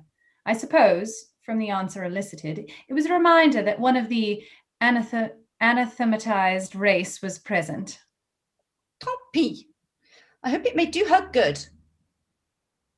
Then in a lower tone, but still loud enough for me to hear. I noticed her. I am a judge of physiognomy, and in hers I see all the faults of her class. What are they, madam? I will tell you in your private ear, replied she, wagging her turban 3 times with portentous significancy. But my curiosity will be past its appetite. It craves food now. Ask Blanche. She is nearer you than I. Oh, don't refer him to me, Mamma. I have just one word to say of the whole tribe. They are a nuisance. Not that I ever suffered much from them. I took care to turn the tables. What tricks Theodore and I used to play on our Miss Wilson and Mrs. Greys. And Madame Joubert's! Mary was always too sleepy to join in a plot with Spirit. The best fun was with Madame Joubert. Miss Wilson was a poor sickly thing, lachrymose and low spirit, not worth the trouble of vanquishing, in short. And Mrs. Grey was coarse and insensible. No blow took effect on her. But poor Madame Joubert, I see her yet in her raging passions when we had driven her to extremities. Split our tea, crumbled our bread and butter, tossed our books up to the ceiling, and played a charivari with the ruler and desk, the fender and the fire irons. Theodore, do you remember those merry days? Yes, to be sure I do. Drawled Lord Ingram. And the poor old stick used to cry out, "Oh, you villain's child." And then we sermonized and were on the presumption of attending to teach such clever blades as we were, when she was herself so ignorant. We did, and Teddo, you know, I helped you in prosecuting or persecuting your tutor, whey-faced Mr. Vinning, the parson in the pip, as we used to call him. He and Mr. Wilson took the liberty of falling in love with each other, at least Teddo and I thought so. We surprised sundry tender glances and sighs, which we interpreted as tokens of la belle passion, and I promise you the public soon had the benefit of our discovery. We employed it as a sort of lever to hoist our dead weights from the house. Dear Mamma, there as soon as she got an inkling of the business, found out that it was of an immoral tendency. Did you not, my dear Mamma? Certainly, my best. And I was quite right, depend on that. There are 1,000 reasons why liaisons between governesses and tutors should never be tolerated a moment in any well-regulated house. Firstly, Oh, gracious Mamma, spare the enumeration. Horus, there, we all know them. Danger of bad example to innocence of childhood, distractions, and consequent neglect of duty on the part of the attached mutual alliance and reliance. Confidence thence resulting insolence, accompanying mutiny and general blow-up. Am I right, Baroness Ingram, or Ingram Park? my lily flower, you are right now, as always. There is no more need to be said. Change the subject. Amy Eshton, not hearing or not heeding this dictum, joined in with her soft, infantine tone. Louisa and I used to quiz our governess too. She was such a good creature. She would bear anything. Nothing put her out. She was never cross with us, was she, Louisa? No, never. We might do what we pleased. Ransack her desk and her workbox and turn her drawers inside out, and she was so good-natured. She would give us anything we asked for. I suppose now, Said Miss Ingram, curling her lip sarcastically. we shall all have an abstract of the memoirs of all the governesses extant in order to avert such visitation. I again move the introduction of a new topic. Mr. Rochester, do you second my motion? Madam, I support you on this point as on every other. Then on me be the onus of bringing it forward. Signor Eduardo, are you in the voice tonight? Donna Bianca, if you command it, I will be. Then, Signor, I lay on you my sovereign behest to furbish up your lungs and other vocal organs as they will be wanted on my royal service. Who would not be the Rizzio of so divine a Mary? A fig for Rizzio! Cried she, tossing her head with all its curls as she moved to the piano. It is my opinion that Fiddler David must have been an inspid sort of fellow. I like Black Bothwell better to my mind. A man is nothing without a spice of the devil in him. And history may say what it will of James Hepburn, but I have a notion he was just the sort of wild, fierce bandit hero whom I could have consented to gift with my hand. Gentlemen, you hear? Now, which of you most resembles Bothwell? I should say the preference lies with you. Responded Colonel Dent. On my honor, I'm much obliged to you. Miss Ingram, who had now seated herself with proud grace at the piano, spreading out her snowy robes in queenly amplitude, commenced a brilliant prelude, talking meantime. She appeared to be on her high horse tonight. Both her words and her air seemed intended to excite not only the admiration, but the amazement of her auditors. She was evidently bent on striking them as something very dashing and daring indeed. Oh, I'm so sick of the young men of the present day, Exclaimed she, rattling away at the instrument. Poor puny things, not fit to stir a step beyond papa's park gates, nor to go even so far without mamma's permission and guardianship. Creatures so absorbed in care about their pretty faces and their white hands and their small feet, as if a man had anything to do with beauty, as if loveliness were not the special prerogative of a woman, her legitimate pang and heritage. I grant an ugly woman is a blot on their fair face of creation, but as to the gentlemen, let them be solicitous to possess only strength and valour. Let their motto be hunt, shoot, and fight. Rest is not worth a fillip. Such would be my device were I a man. Whenever I marry, She continued after a pause which none interrupted.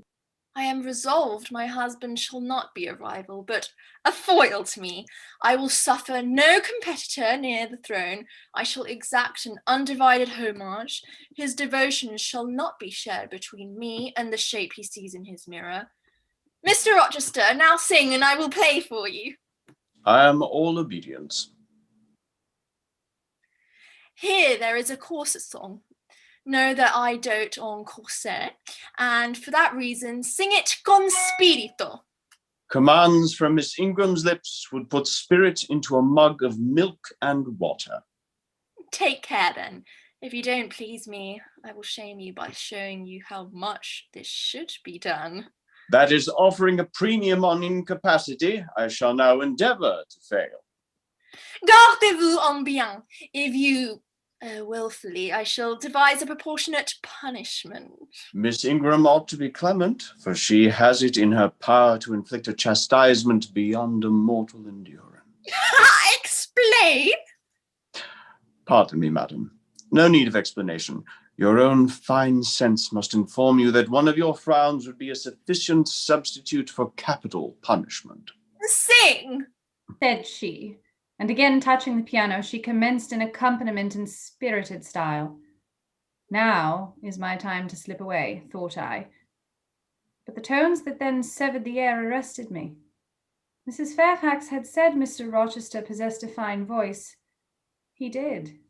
A mellow, powerful bass, into which he threw his own feeling, his own force, finding a way through the ear to the heart, and there waking sensations strangely. Who is Sylvia? What is she that all our swain commend her?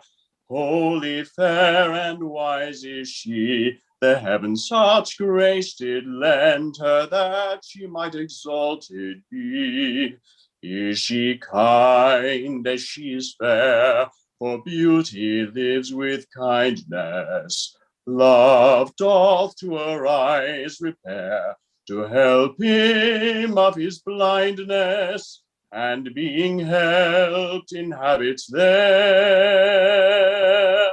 Then to Sylvia let us sing, that Sylvia is excelling. She excels each mortal thing, upon the dull earth dwelling. To her let us garlands bring. I waited till the last deep and full vibration had expired, till the tide of talk, checked an instant, had resumed its flow. I then quitted my sheltered corner and made my exit by the side door, which was fortunately near. Thence a narrow passage led into the hall. In crossing it, I perceived my sandal was loose. I stopped to tie it, kneeling down for that purpose on the mat at the foot of the staircase. I heard the dining room door unclose. A gentleman came out. Rising hastily, I stood face to face with him. It was Mr. Rochester. How do you do? I am very well, sir. Why did you not come and speak to me in the room? I thought I might have retorted the question on him who put it, but I would not take that freedom. I answered, I did not wish to disturb you as you seemed engaged, sir. What have you been doing during my absence? Nothing particular. Teaching Adele as usual. And getting a good deal paler than you were, as I saw at first sight. What is the matter? Nothing at all, sir. Did you take any cold the night that you half drowned me? Not the least. Return to the drawing room. You are deserting too early. I am tired, sir. He looked at me for a minute. And a little depressed. What about? Tell me. Nothing. Oh, nothing, sir. I am not depressed. But I affirm that you are so much depressed that a few more words would bring tears to your eyes. Indeed, they are there now, shining and swimming, and a bead has slipped from the lash and fallen onto the flag. If I had time, and was not in mortal dread of some prating prig of a servant passing, I would know what all this means. Well, tonight I excuse you, but understand that so long as my visitors stay, I expect you to appear in the drawing room every evening. It is my wish. Don't neglect it. Now go and send Soapy for Adele. Good night, Mike.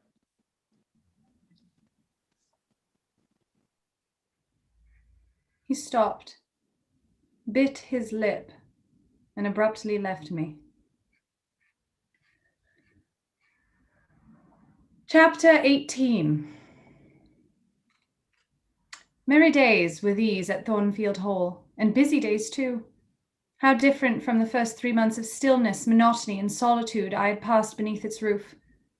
All sad feelings seemed now driven from the house, all gloomy associations forgotten. There was life everywhere, movement all day long. You could not now traverse the gallery, once so hushed, nor enter the front chambers, once so tenantless, without encountering a smart lady's maid or a dandy valet. The kitchen, the butler's pantry, the servants' hall, the entrance hall were equally alive, and the saloons were only left void and still when the blue sky and halcyon sunshine of the genial spring weather called their occupants out into the grounds.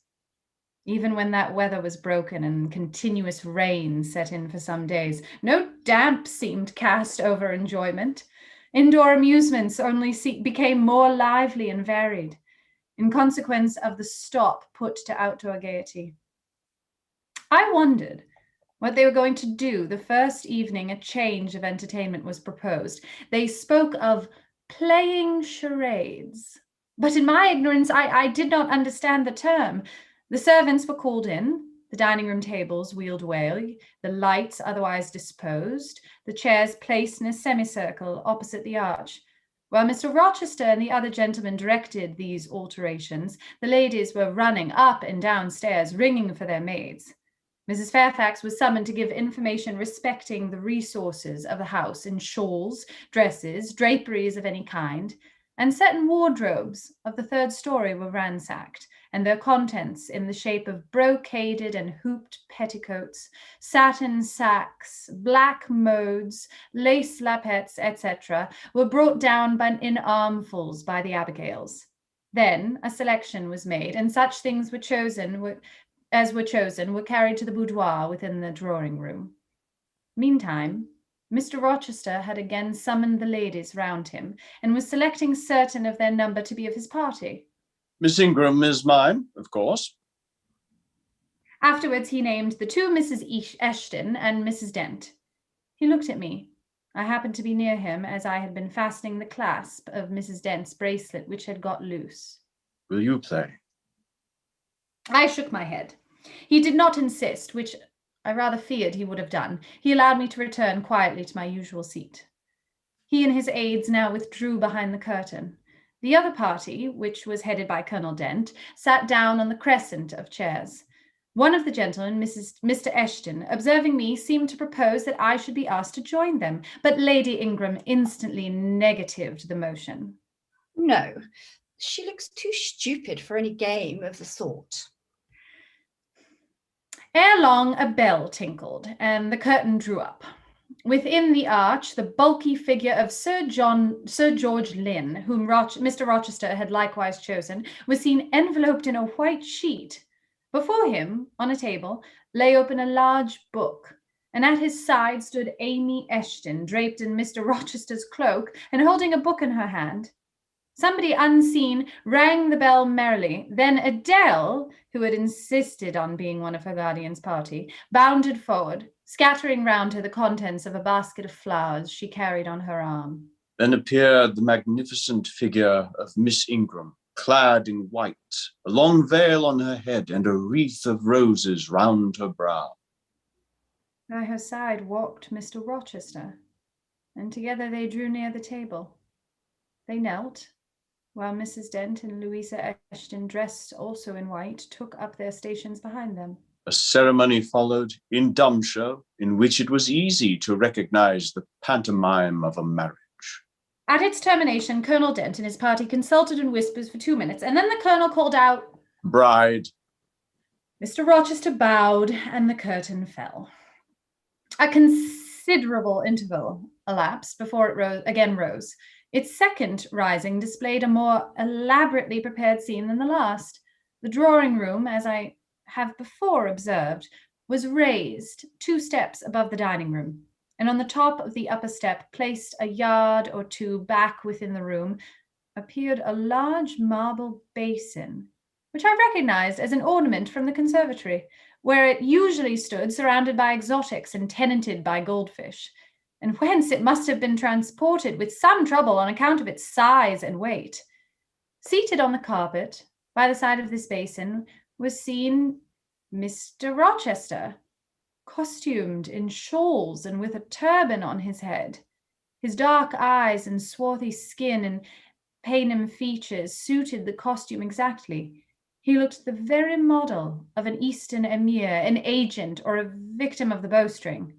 Presently advanced into view Miss Ingram. She too was attired in Oriental fashion, a crimson scarf tied sash-like round the waist, an embroidered handkerchief knotted about her temples, her beautifully moulded arms bare, one of them upraised in the act of supporting a pitcher, poised gracefully on her head. Both her cast of form and feature, her complexion and her general air suggested the idea of some Israelitish princess of the patriarchal days. And such was doubtless the character she intended to represent. She approached the basin and bent over it as if to fill her pitcher. She again lifted it to her head. The personage on the well brink now seemed to accost her, to make some request. She hasted, let down her pitcher on her hand, and gave him to drink. From the bosom of his robe, he then produced a casket, opened it, and showed magnificent bracelets and earrings. She acted astonishment and admiration. Kneeling, he laid the treasure at her feet. Incredulity and delight were expressed by her looks and gestures. The stranger fastened the bracelets on her arms and the rings in her ears. It was Elizir and Rebecca. The camels only were wanting. The divining party again laid their heads together. Apparently, they could not agree about the word or syllable the scene illustrated. Colonel Dent, their spokesman, demanded the tableau of the whole, whereupon the curtain again descended. On its third rising, only a portion of the drawing room was disclosed, the rest being concealed by a screen, hung with some sort of dark and coarse drapery. The marble basin was removed. In its place stood a deal table and a kitchen chair. These objects were visible by a very dim light proceeding from a horn lantern, the wax candles being all extinguished. Amidst this sordid scene sat a man, with his clenched hands resting on his knees and his eyes bent on the ground. I knew Mr. Rochester. Though the begrimed face, the disordered dress, his coat hanging loose from one arm as if it had almost been torn from his back in a scuffle, the desperate and scowling countenance, the rough, bristling hair might well have disguised him. As he moved, A chain clanked. To his wrists were attached fetters. Bridewell. Exclaimed Colonel Dent, and the charade was solved. A sufficient interval having elapsed for the performers to resume their ordinary costume, they re-entered the dining room. Mr. Rochester led in Miss Ingram. She was complimenting him on his acting. Do you know that of all three characters, I liked you in the last best? Oh, had you but lived a few years earlier, what a gallant gentleman highwayman you would have made. Is all the soot washed from my face? He asked, turning it towards her. Alas, yes! The more's the pity. Nothing could be more becoming to your complexion than that ruffian's rouge. You would like a hero of the road, then? An English hero of the road would be the next best thing to an Italian bandit, and that could only be surpassed by a Levantine pirate.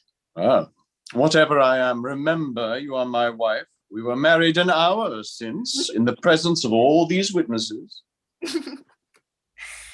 Giggled, and her colour rose. Now, Dent, it is your turn. And as the other party withdrew, he and his band took the vacated seats. Miss Ingram placed herself at her leader's right hand. The other diviners filled the chairs on each side of him and her. I did not now watch the actors. I no longer waited with interest for the curtain to rise. My attention was absorbed by the spectators.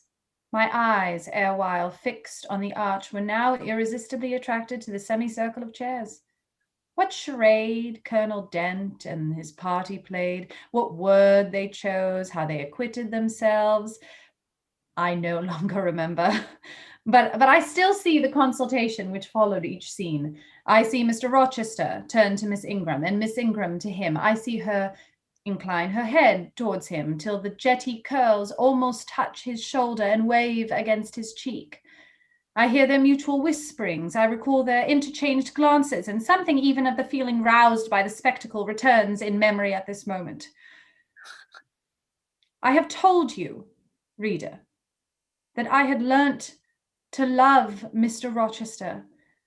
I could not unlove him now, merely because I found that he had ceased to notice me, because I might pass hours in his presence and he would never once turn his eyes in my direction, because I saw all his attentions appropriated by a great lady who scorned to touch me with the hem of her robes as she passed, who, if ever her dark and imperious eye fell on me by chance, would withdraw it instantly as from an object too mean to merit observation.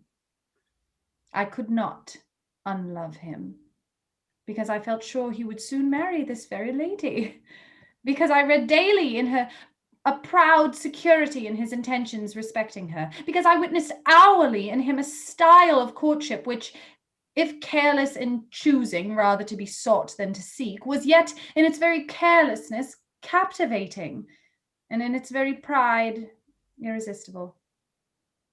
There was nothing to cool or banish love in these circumstances, though much to create despair. Much, too, you will think, reader, to engender jealousy.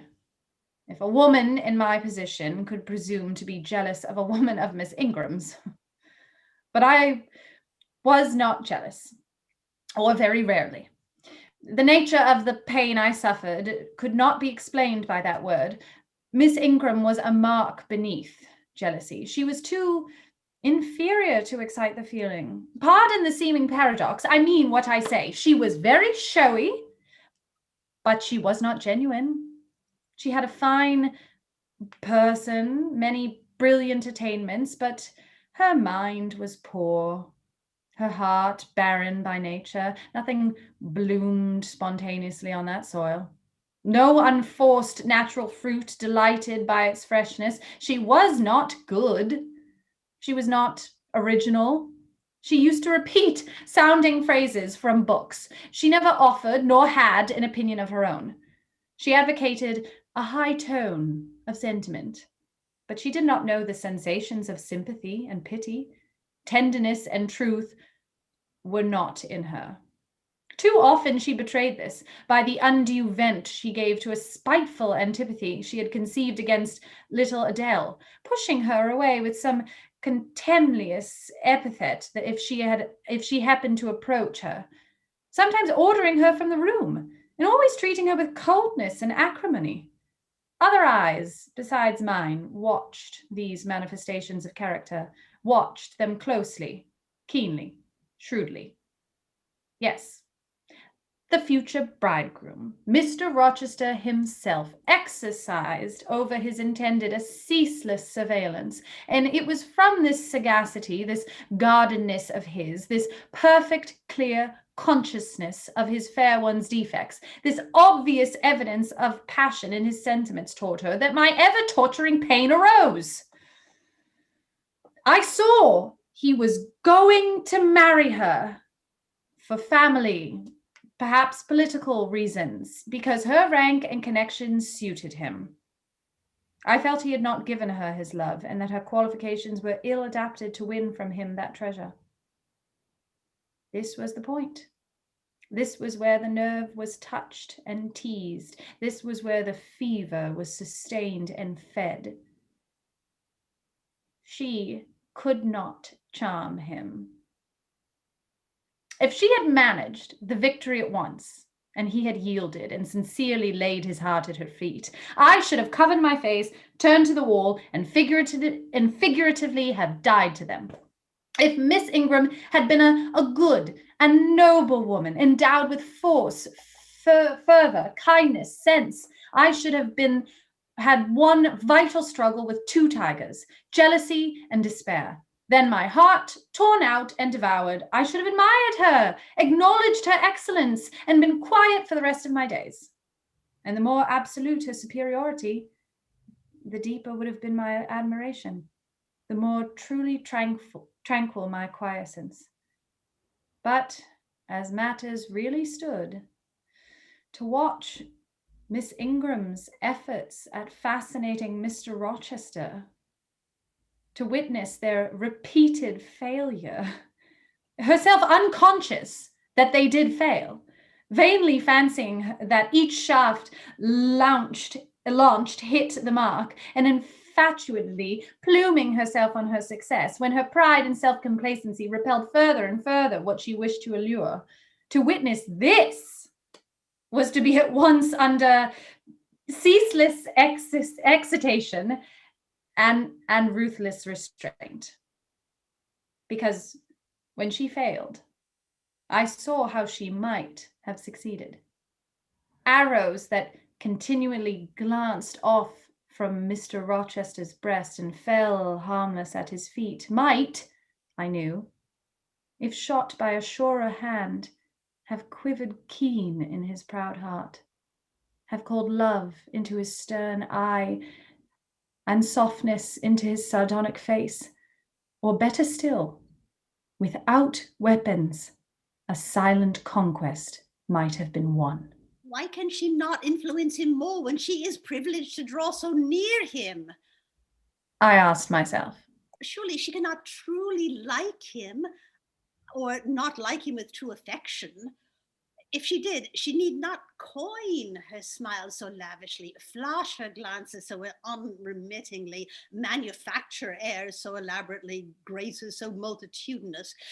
It seems to me that she might, by merely sitting quietly at his side, saying little and looking less, get nigher his heart.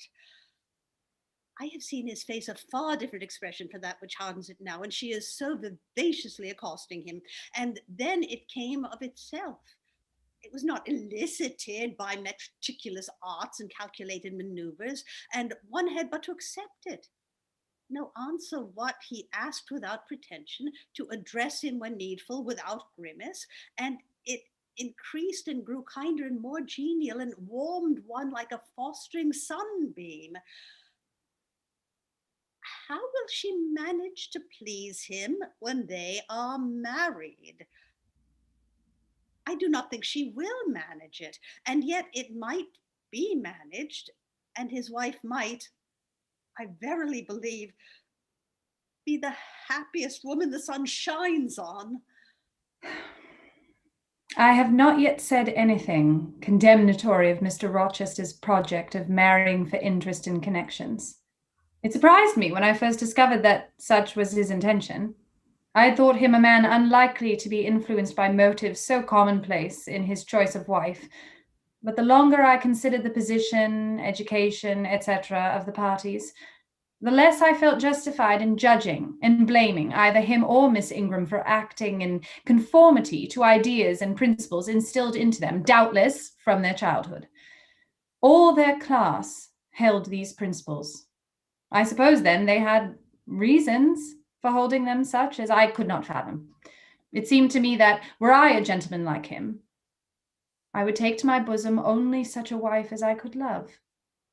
But the very obviousness of the advantages to the husband's own happiness offered by this plan convinced me that there must be arguments against its general adoption of which I was quite ignorant.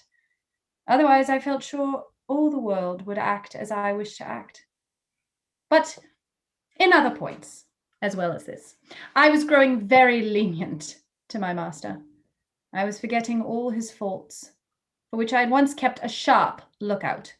It had formerly been my endeavour to study all sides of his character, to take the bad with the good, and from the just weighing of both to form an equitable judgment.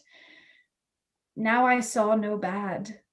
The sarcasm that had repelled, the harshness that had startled me once were only keen condiments in a choice dish. Their presence was pungent, but their absence would be felt as comparatively insipid. And as for the vague something, was it a sinister or a sorrowful, a designing or a desponding expression that opened upon a careful observer now and then in his eye, and closed again before one could fathom the strange depth partially disclosed? That something which used to make me fear and shrink as if I had been wandering amongst volcanic-looking hills and had suddenly felt the ground quiver and seen it gape, that something I, at intervals, beheld still, and with a throbbing heart, but not with palsied nerves. Instead, I wished to shun. I longed only to dare, to divine it, and I thought Miss Ingram happy, because one day she might look into the abyss at her leisure, explore its secrets, and analyze their nature. Meantime, while I thought only my master and his future bride, saw only them, heard only their discourse, and considered only their movements of importance, the rest of the party were occupied with their own separate interests and pleasures. The ladies Lynn and Ingram continued to consort in solemn conferences, where they nodded their two turbans at each other and held up their four hands in confronting gestures of surprise or mystery or horror, according to the theme on which their gossip ran, like a pair of magnified puppets. Mild Mrs. Dent talked with a good-natured Mrs. Eshton, and the two sometimes bestowed a courteous word or smile on me. Sir George Lynn, Colonel Dent, and Mr. Eshton discussed politics or county affairs or justice business. Lord Ingram flirted with Amy Eshton. Louisa played and sang to and with one of the Messieurs Lynn, and Mary Ingram listened languidly to the gallant speeches of the other. Sometimes all, as with one consent, suspended their byplay to observe and listen to the principal actors. For after all, Mr. Rochester, and, because closely connected with him, Miss Ingram, were the life and soul of the party. If he was absent from the room for an hour, a perceptible dullness seemed to steal over the spirits of his guests, and his re-entrance was sure to give a fresh impulse to the vivacity of conversation. The want of his animating influence appeared to be peculiarly felt one day, that he had been summoned to Millcote on business, and was not likely to return till late. The afternoon was wet. A walk the party had proposed to take to see a gypsy camp, lately pitched on a common beyond Hay, was consequently deferred. Some of the gentlemen were gone to the stables. The younger ones, together with the younger ladies, were playing billiards in the billiard room. The dowagers Ingram and Lynn sought solace in a quiet game of cards. Blanche Ingram, after having been repelled by supercilious taciturnity, some efforts of Mrs. Dent and Mrs. Eshton to draw her into conversation, had first murmured over some sentimental tunes and airs on the piano, and then, having fetched a novel from the library, had flung herself in haughty listlessness on a sofa and prepared to beguile, by the spell of fiction, the tedious hours of absence. The room and the house were silent. Only now and then the merriment of billiard players was heard from above. It was verging on dusk, and the clock had already given warning of the hour to dress for dinner, when little Adele, who knelt by me in the drawing-room window seat, suddenly exclaimed, "Voilà Monsieur Rochester qui revient!" I turned, and Miss Ingram darted forwards from her sofa. The others, too, looked up from their several occupations, for at the same time a crunching of wheels and a splashing tramp of horse hoofs became audible on the wet gravel. A post-chaise was approaching. What can possess him to come home in that style? He rode Mesrour, the black horse, did he not? When he went out, and Pilot was with him. What has he done with the animals? As she said this, she approached her tall person in ample garments so near the window that I was obliged to bend back almost to the breaking of my spine. In her eagerness, she did not observe me at first, but when she did, she curled her lip and moved to another casement. The post-chaise stopped. The driver rang the doorbell, and a gentleman alighted, attired in travelling garb. But it was not Mr. Rochester. It was a tall, fashionable-looking man, a stranger.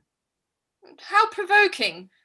Who perched you up in the window to give false intelligence? And she cast on me an angry glance, as if it were my fault. Some parleying was audible in the hall, and soon the newcomer entered. He bowed to Lady Ingram, as deeming her the eldest lady present. It appears I come in an inopportune time, madam, when my friend Mr. Rochester is from home, but I arrive from a very long journey, and I think I may presume so far on old and intimate acquaintance as to install myself here till he returns. His manner was polite. His accent in speaking struck me as being somewhat unusual, not precisely foreign, but still not altogether English. His age might be about Mr. Rochester's, between 30 and 40. His complexion was singularly sallow. Otherwise, he was a fine-looking man, at first sight especially. On closer examination, you detected something in his face that displeased, or rather that failed to please. His features were regular, but too relaxed. His eye was large and well cut, but the life looking out of it was a tame, vacant life. At least so I thought. The sound of the dressing bell dispersed the party. It was not till after dinner that I saw him again. He then seemed quite at his ease, but I liked his physiognomy even less than before. It struck me as being at the same time unsettled and inanimate. His eye wandered, and had no meaning in its wandering. This gave him an odd look, such as I never remembered to have seen.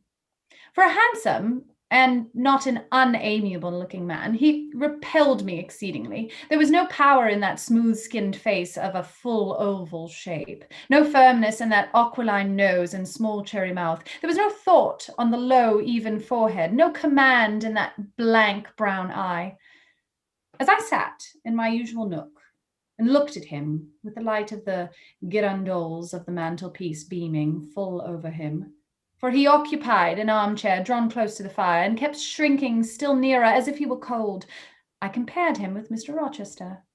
I think, with deference be it spoken, the contrast could not be much greater between a sleek gander and a fierce falcon, between a meek sheep and a rough-coated, keen-eyed dog, its guardian.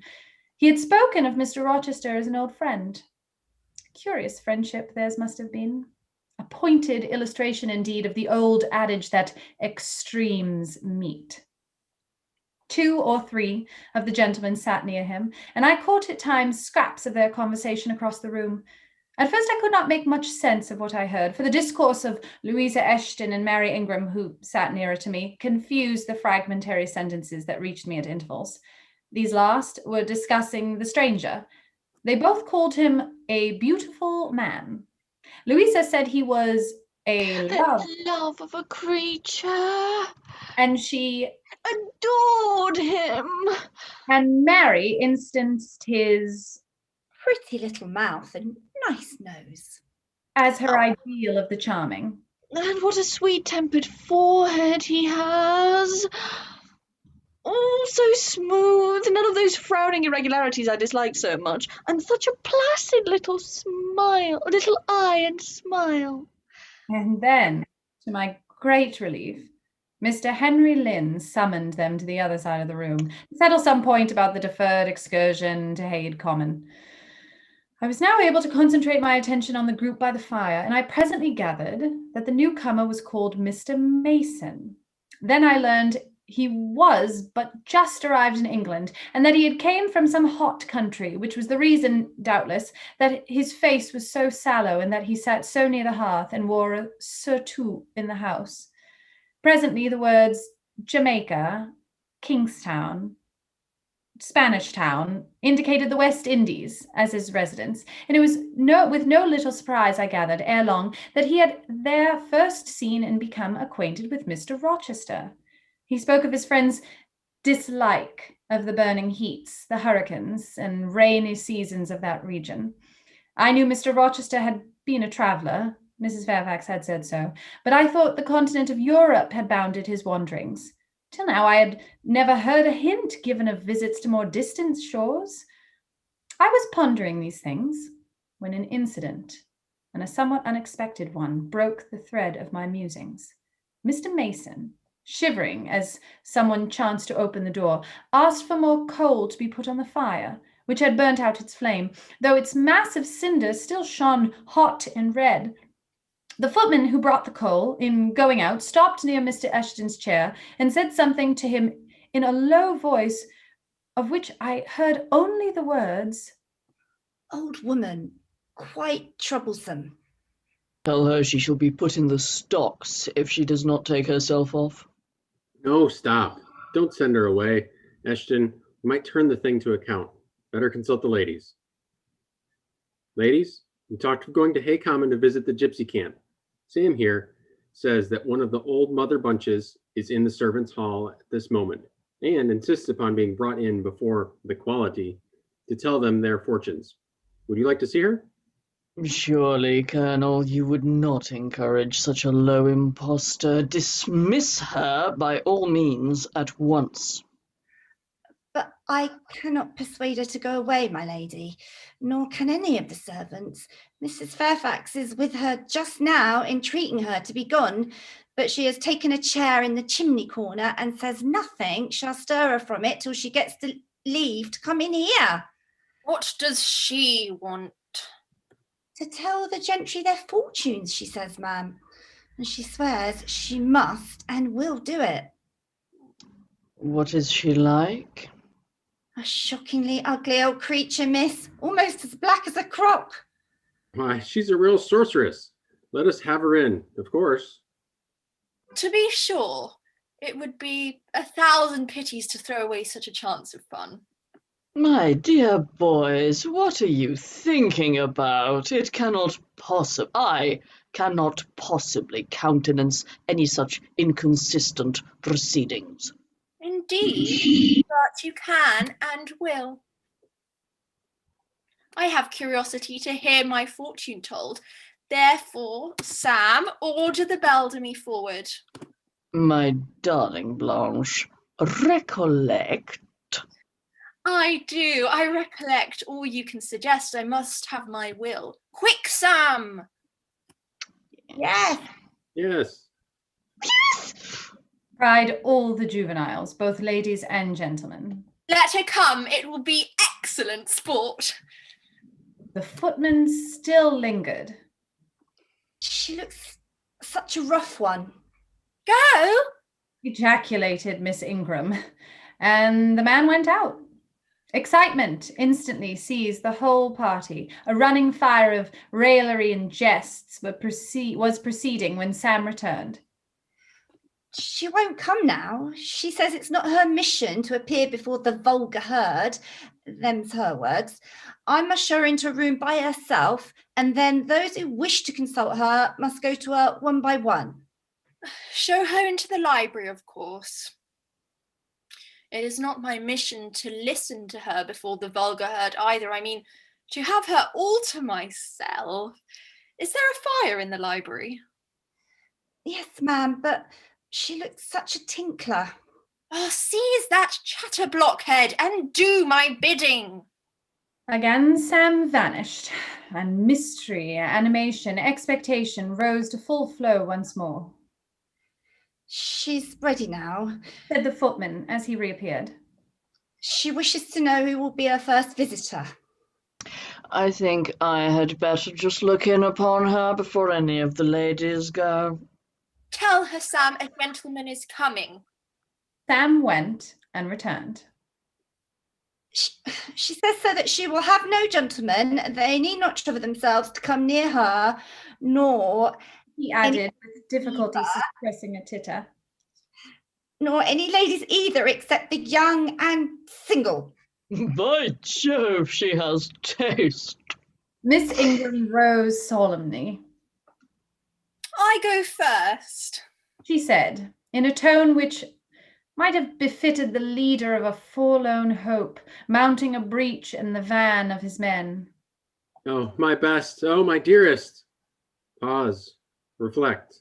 Was her mamma's cry, but she swept past her in a stately silence, passed through the door which Colonel Dent held open, and we heard her enter the library. A comparative silence ensued. Lady Ingram thought it loquace to wring her hands, which she did accordingly. Miss Mary declared she felt, for her part, she never dared venture. Amy and Louisa Eshton tittered under their breath and looked a little frightened. The minutes passed very slowly. 15 were counted before the library door again opened. Miss Ingram returned to us through the arch. Would she laugh? Would she take it as a joke? All eyes met her with a glance of eager curiosity, and she met all eyes with one of rebuff and coldness. She looked neither flurried nor merry. She walked stiffly to her seat and took it in silence. Well, Blanche? What did she say, sister? What do you think? How do you feel? Is she a real fortune teller? Now, good people, don't press upon me. Rely your organs of wonder and credulity are easily excited. You seem, by the importance of you all, my good mamma including, ascribe to this matter absolutely to believe we have a genuine witch in the house who is in close alliance with the old gentleman. I have seen a gypsy vagabond. She has practiced in the hackneyed fashion the science of palmistry and told me what such people usually tell. My whim is gratified, and now I think Mr. Eshton will do well to put the hag in the stocks tomorrow morning, as he threatened. Ingram took a book, leant back in her chair, and so declined further conversation. I watched her for nearly half an hour. During all that time, she never turned a page, and her face grew momently darker, more dissatisfied, and more sourly expressive of disappointment. She had obviously not heard anything to her advantage, and it seemed to me, from her prolonged fit of gloom and taciturnity, that she herself, notwithstanding her professed indifference, attached some undue importance to whatever revelations had been made to her. Meantime, Mary Ingram, Amy, and Louisa Eshton declared they dared not go alone, and yet they all wished to go. A negotiation opened through the medium of the ambassador, Sam, and after much pacing to and fro, till I think the said Sam's calves must have ached with the exercise, permission was at last, with great difficulty, extorted from the rigorous Sibyl for the three to wait upon her in a body. Their visit was not so still as Miss Ingram's had been. We heard hysterical giggling and little shrieks proceeding from the library, and at the end of about 20 minutes, they burst the door open and came running across the hall as if they were half scared out of their wits. I am sure she is something not right. She told us such things. She knows all about us. And they sank breathless into the various seats the gentleman hastened to bring them. Pressed for further explanation, they declared she had told them of things they had said and done when they were mere children, described books and ornaments they had had in their boudoirs at home, keepsakes that different relations had presented to them. They affirmed that she had even divined their thoughts and had whispered in the ear of each the name of the person she liked best in the world, and informed them of what they most wished for. Here, the gentleman interposed with earnest petitions to be further enlightened on these last two named points, but they got only blushes, ejaculations, tremors, and titters in return for their importunity. The matrons, meantime, offered vinaigrettes and wielded fans, and again reiterated their expression of their concern that their warning had not been taken in time. And the elder gentleman laughed, and the younger urged their services on the agitated fair ones. In the midst of the tumult, and while my eyes and ears were fully engaged in the scene before me, I heard a hem close at my elbow. I turned and saw Sam. If you please, miss, the gypsy declares that there is another young single lady in the room who has not been to her yet, and she swears that she will not go till she has seen all. I thought it must be you. There is no one else for it. What shall I tell her? Oh, I will go by all means. I was glad of the unexpected opportunity to gratify my much excited curiosity. I slipped out of the room unobserved by any eye, for the company were gathered in one mass about the trembling trio just returned, and I closed the door quietly behind me.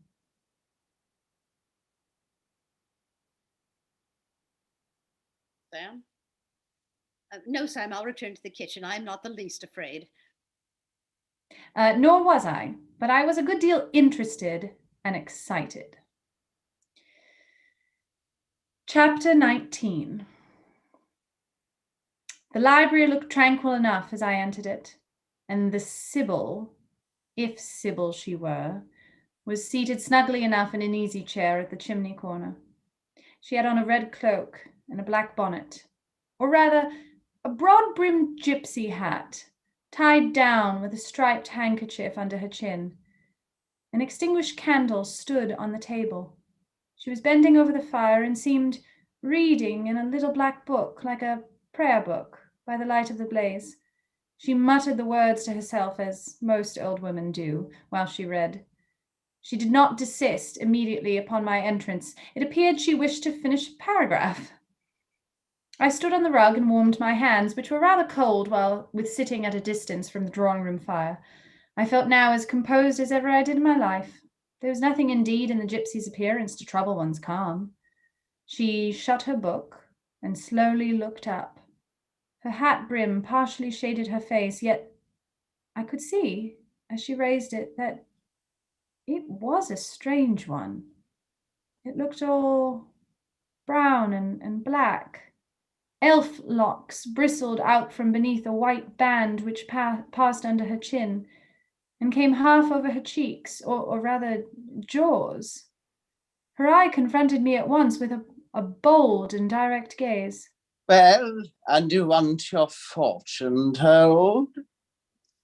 She said, in a voice as decided as her glance, as harsh as her features. Well, I don't care about it, Mother. You may as please yourself, but I ought to warn you I have no faith.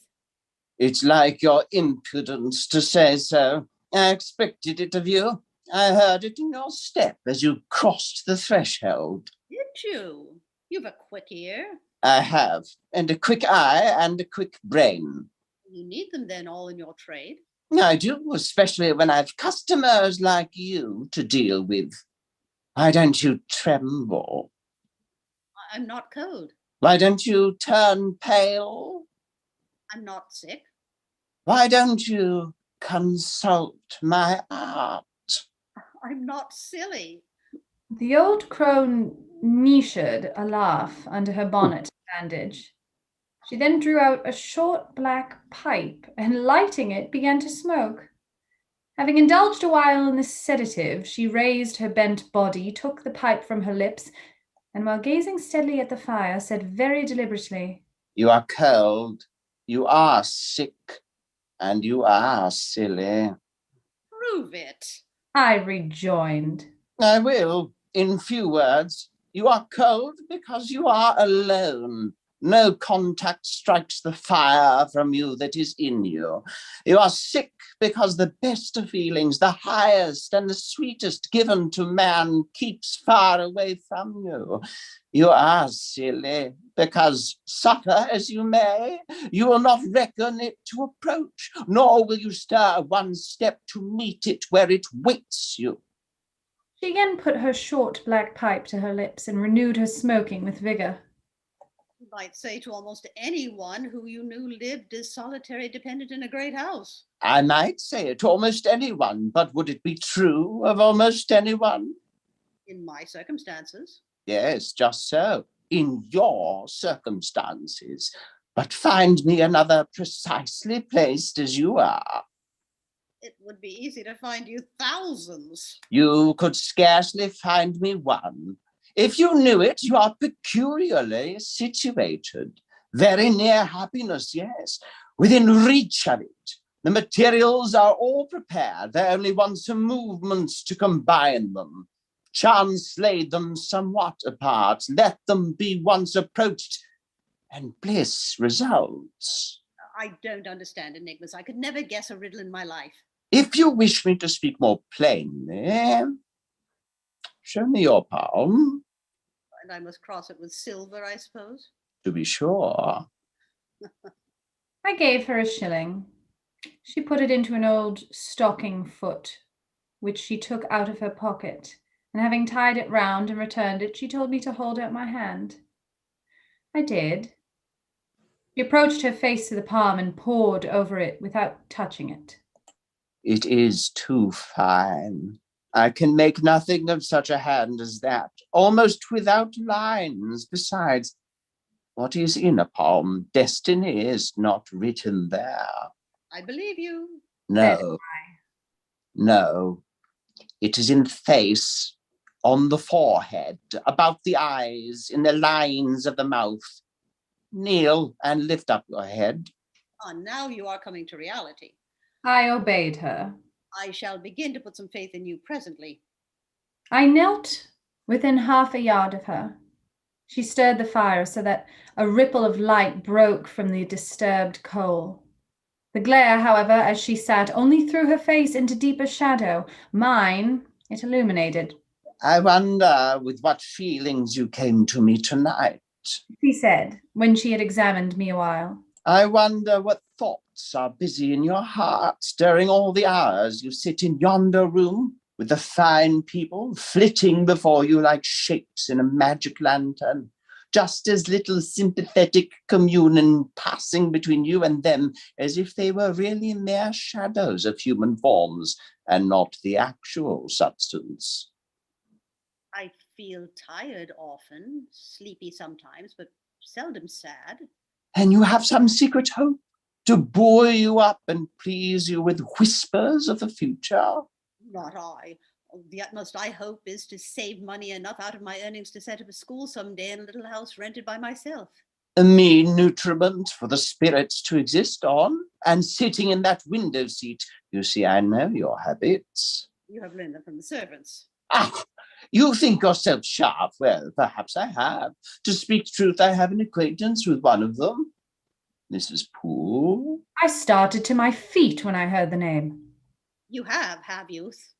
Thought I. There is a Diablev in the business after all, then. "Don't be alarmed," continued the strange being. "She's a safe hand, is Mrs. Poole, close and quiet. Anyone may repose confidence in her.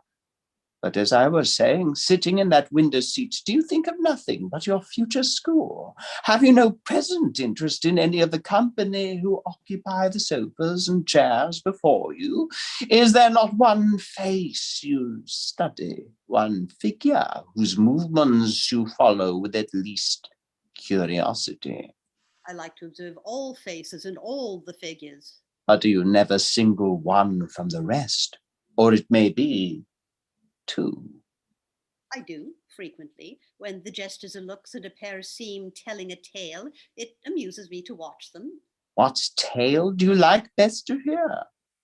Well, I have not much choice. They generally run on the same theme: courtship and promise to the end, and the same catastrophe: marriage. And do you like that monotonous theme? Positively, I don't care about it. It is nothing to me. Nothing to you. When a lady, young and full of life and health, charming with beauty and endowed with the gifts of rank and fortune, sits, smiles in the eyes of a gentleman, I what?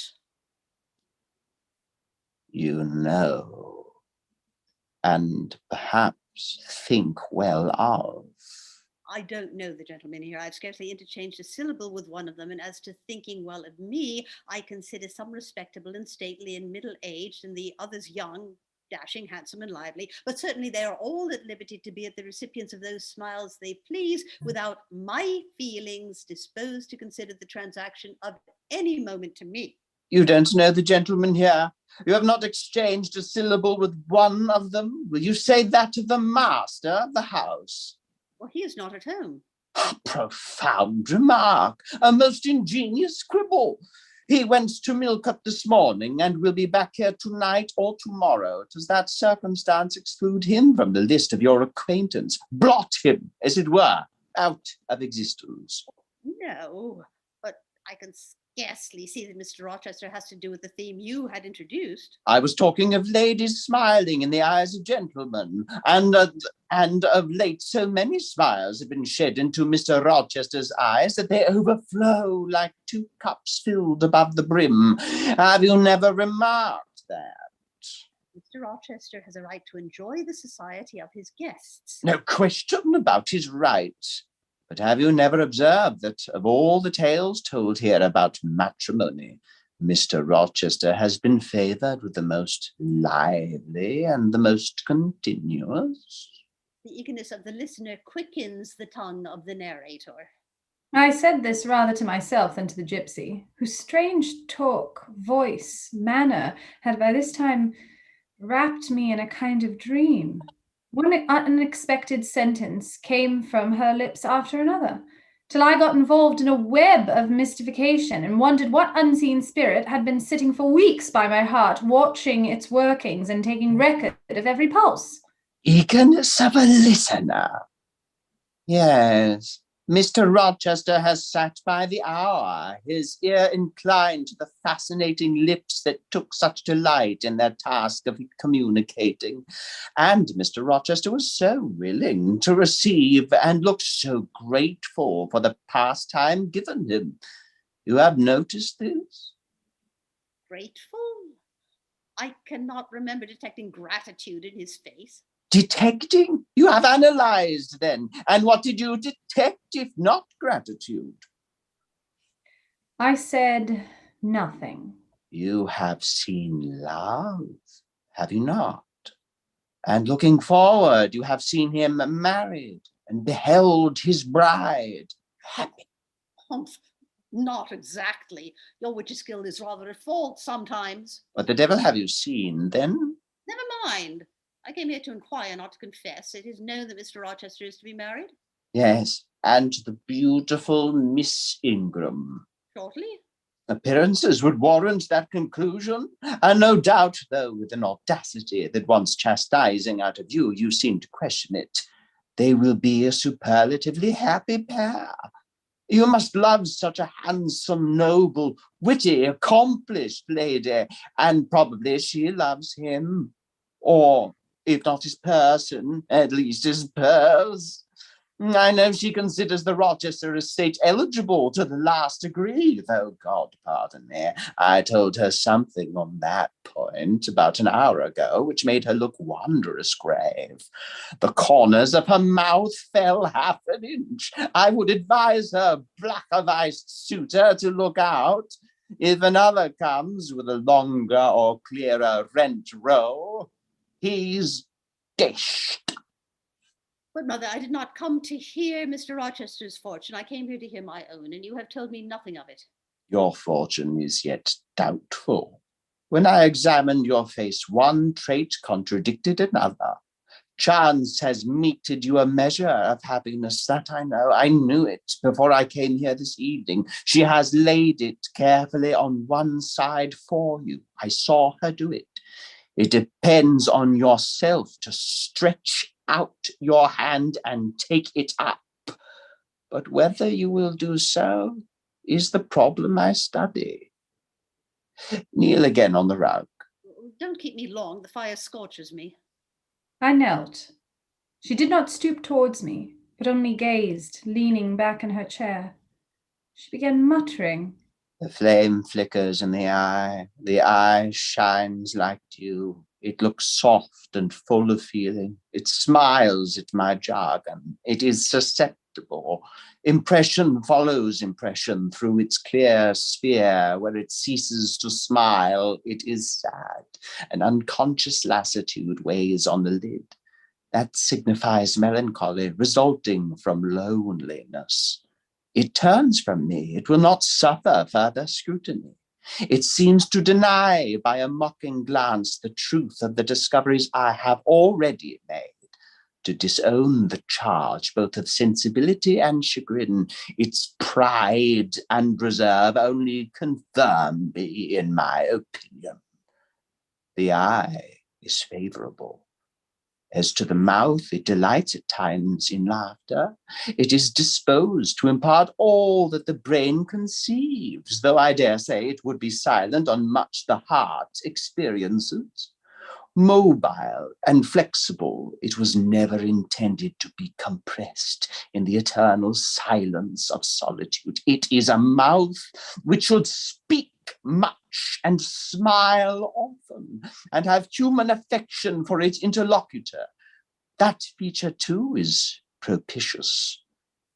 I see no enemy to a fortunate issue but in the brow, and that brow professes to say, I can live alone if self-respect and circumstances require me so to do. I need not sell my soul to buy bliss. I have an inward treasure born with me, which can keep me alive if all extraneous delights should be withheld or offered only at a price I cannot afford to give. The forehead declares, reason sits firm and holds the reins, and she will not let the feelings burst away and hurry her to wild chasms. The passions may rage furiously, like true heathens as they are, and the desires may imagine all sorts of vain things, but judgment shall still have the last word in every argument, and the casting vote in every decision. Strong wind, earthquake shock, the fire may pass by, but I shall follow the guiding of that still small voice which interprets the dictates of conscience. Well said, forehead. Your declaration shall be respected. I have formed my plans. Right plans, I deem them, and in them I have attended to the claims of conscience, the counsels of reason.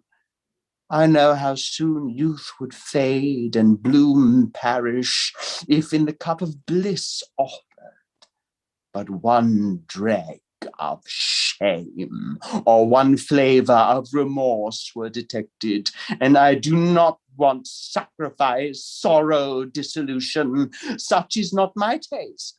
I wish to foster, not to blight, to earn gratitude, not to wring tears of blood, no, nor of brine.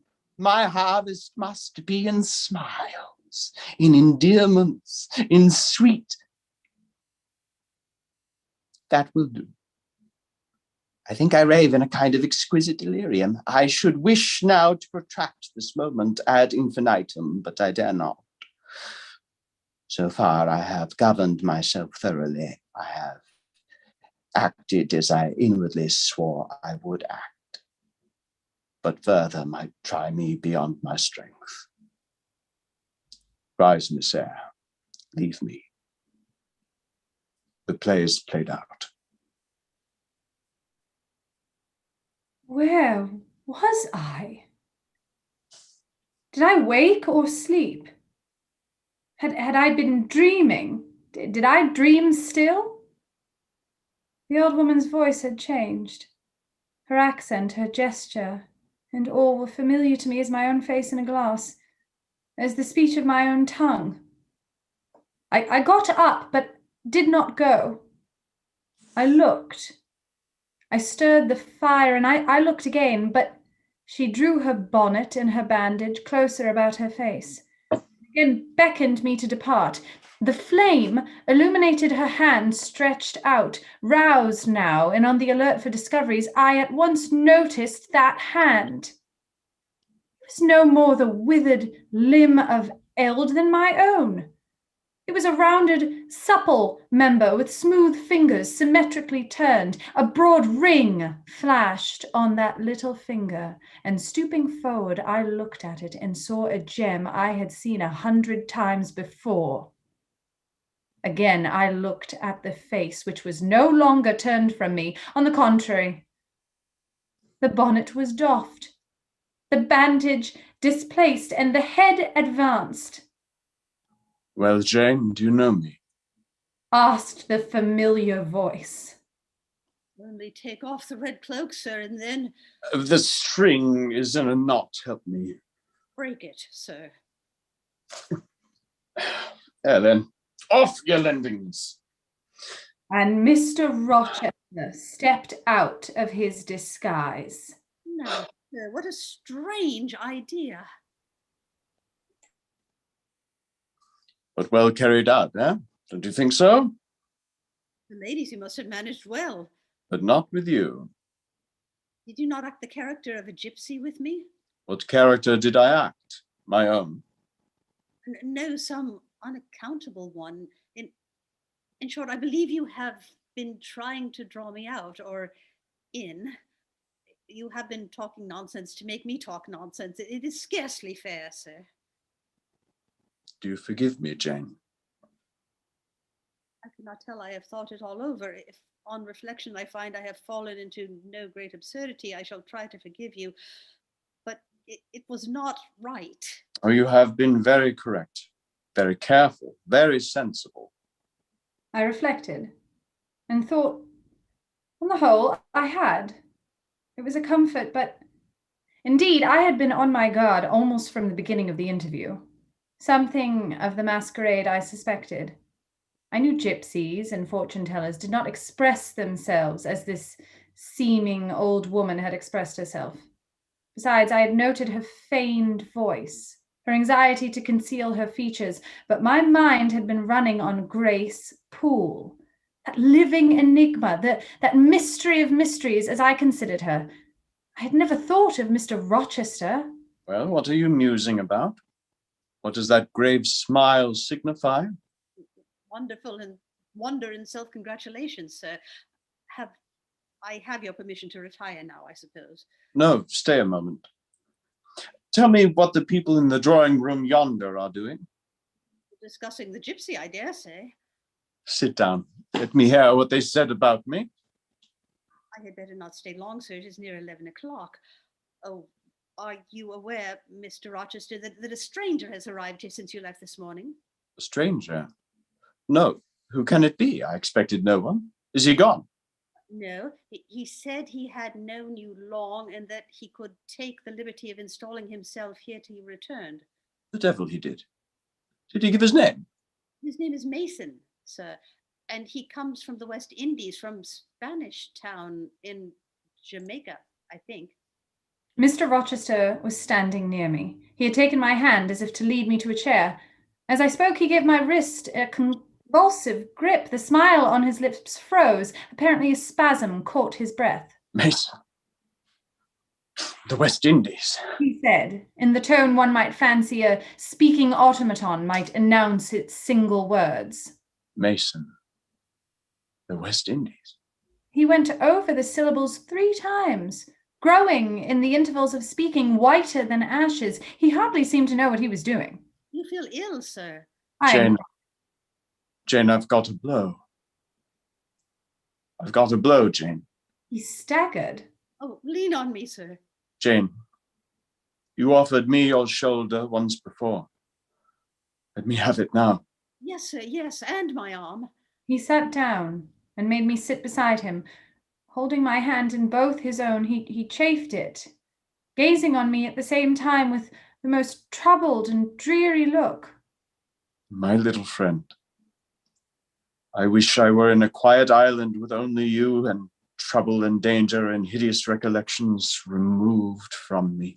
Can I help you, sir? I'd give my life to serve you. Jane, if aid is wanted, I'll seek it at your hands. I promise you that.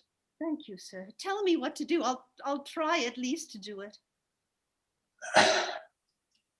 Fetch me now, Jane, a glass of wine from the dining room. They will be at supper there. And tell me if Mason is with them and what he is doing. I went. I found all the party in the dining room at supper, and as Mr. Rochester had said, they were not seated at table. The supper was arranged on the sideboard. Each had taken what he chose, and they stood about here and there in groups, their plates and glasses in their hands. Everyone seemed in high glee. Laughter and conversation were general and animated. Mr. Mason stood near the fire, talking to Colonel and Mrs. Dent, and appeared as merry as any of them. I filled a wine glass. I saw Miss Ingram watch me frowningly as I did so. She thought I was taking a liberty, I dare say, and I returned to the library. Mr. Rochester's extreme pallor had disappeared, and he looked once more firm and stern. He took the glass from my hand. Here's to your health, ministrant spirit. He swallowed its contents and returned it to me. What are they doing, Jane? Laughing and talking, sir. They don't look grave and mysterious, as if they had heard something strange. Not at all. They're full of jests and gaiety. And Mason? He was laughing too. If all these people came in a body and spat at me, what would you do, Jane?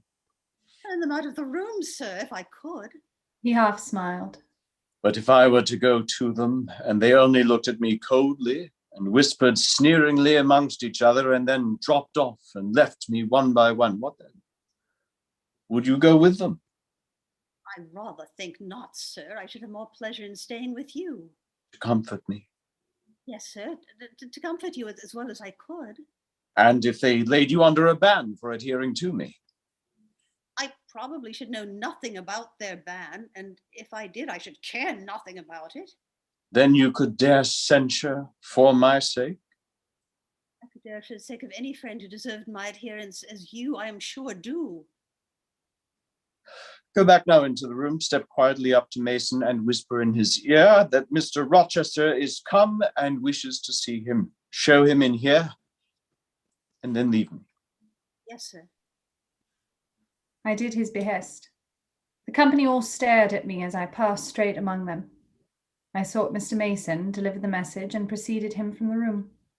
I ushered him into the library and then went upstairs. At a late hour, after I had been in bed some time, I heard the visitors repair to their chambers. I distinguished Mr. Rochester's voice and heard him say, "This way, Mason. This is your room." He spoke cheerfully. The gay tones set my heart at ease. I was soon asleep.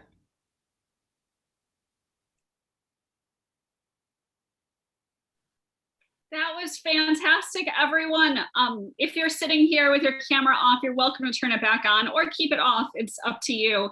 This was so good, performers. Thank you so much. These scenes were difficult for a lot of reasons. We were talking in the chat about how some of this stuff is problematic. It did not age well. Keep in mind, this is nearly unedited. I took out some things like he said and she said, but this is the full original Jane Eyre. So it has some stuff that is 150, more than 150 years old that probably authors would not write today. And because of that, it makes it so much harder to read and perform. And you all did a fantastic job. I kept on saying in the chats, like, I cannot believe that this is unrehearsed. It looks like we have spent lots of hours and lots of days working on this, and you came through. I do have to give a shout out to the Show Must Go Online and their crew. Their community is just fantastic. If you like Zoom productions like this and need an introduction to the world of Shakespeare, The Show Must Go Online has been doing rehearsed and directed stage directions of Shakespeare's plays throughout the pandemic. And you can watch those on their YouTube channel, The Show Must Go Online. So thank you, TSGMO alums who have joined us and who are joining us. We are all here not for the performance, even though that is incredibly entertaining. We are here for the Honresfield Library and to try to bring the Bronte and other literary treasures back to their public display in museums so we can all enjoy them. These treasures have been held in private collections for 100 years, and they're up for sale now with the potential of being purchased to save for public display. Oh, in the chats too, I've been reminded that it's Marlowe month for The Show Must Go Online. So Dr. Faustus was their most recent production. So if you've moved past Shakespeare and want even more, Christopher Marlowe is the man for that. We are working with Friends of the National Libraries to raise money towards their 15 million pounds that they need to save the treasures of the Honresfield. And my personal favorites are the Bronte items that would be returned to the Parsonage Museum in Haworth. So if you would like to contribute financially to our goals, you can find links on our previous YouTube descriptions. It will be added here at a later time, but we have a link to our GoFundMe for Bring the Brontes Home, and also a link for the Friends of the National Libraries. And you can give to either one. They will both go to the same place ultimately. All of this hard work that you all are doing is so greatly appreciated. I do ask our audience also to share our links and to tell your friends about this. They can watch after the fact or they can watch live. And in terms of the novel, there's some really exciting stuff coming up in our next few segments. It's all excitement from here to the end. So come back and see what happens to Jane and the other characters. We still haven't met some of the main characters, so we will have lots of fun meeting them in upcoming chapters. Performers, do you want to add anything? Is there anything you want to share about either your performance or your experience with the book? I just want to say you guys are brilliant. It was so wonderful being with this group of Brits. It's wonderful, wonderful. Thank you. Thank you, Amber, for letting me join. Thank you so much for coming back. You had quite a marathon yesterday, and then you came back for this as well. Anyone else want to? I just wanted to add and say well done to everyone, but also Adrienne, like, oh my gosh, you like, it seemed like you'd like completely rehearsed this. It did not come across that you didn't, and everything was so natural. I was saying in the chat, my goodness, I could have just plugged in my earphones and it's time for an audiobook, time for bed. So thank you so much. From the Brits, the compliments, especially from you guys, like I just try to the accent was fab. Bring my dialect to your levels. I have to say, I did not read this before, and so it was quite a journey to go on. I know I was supposed to, Amber, but I did not have time.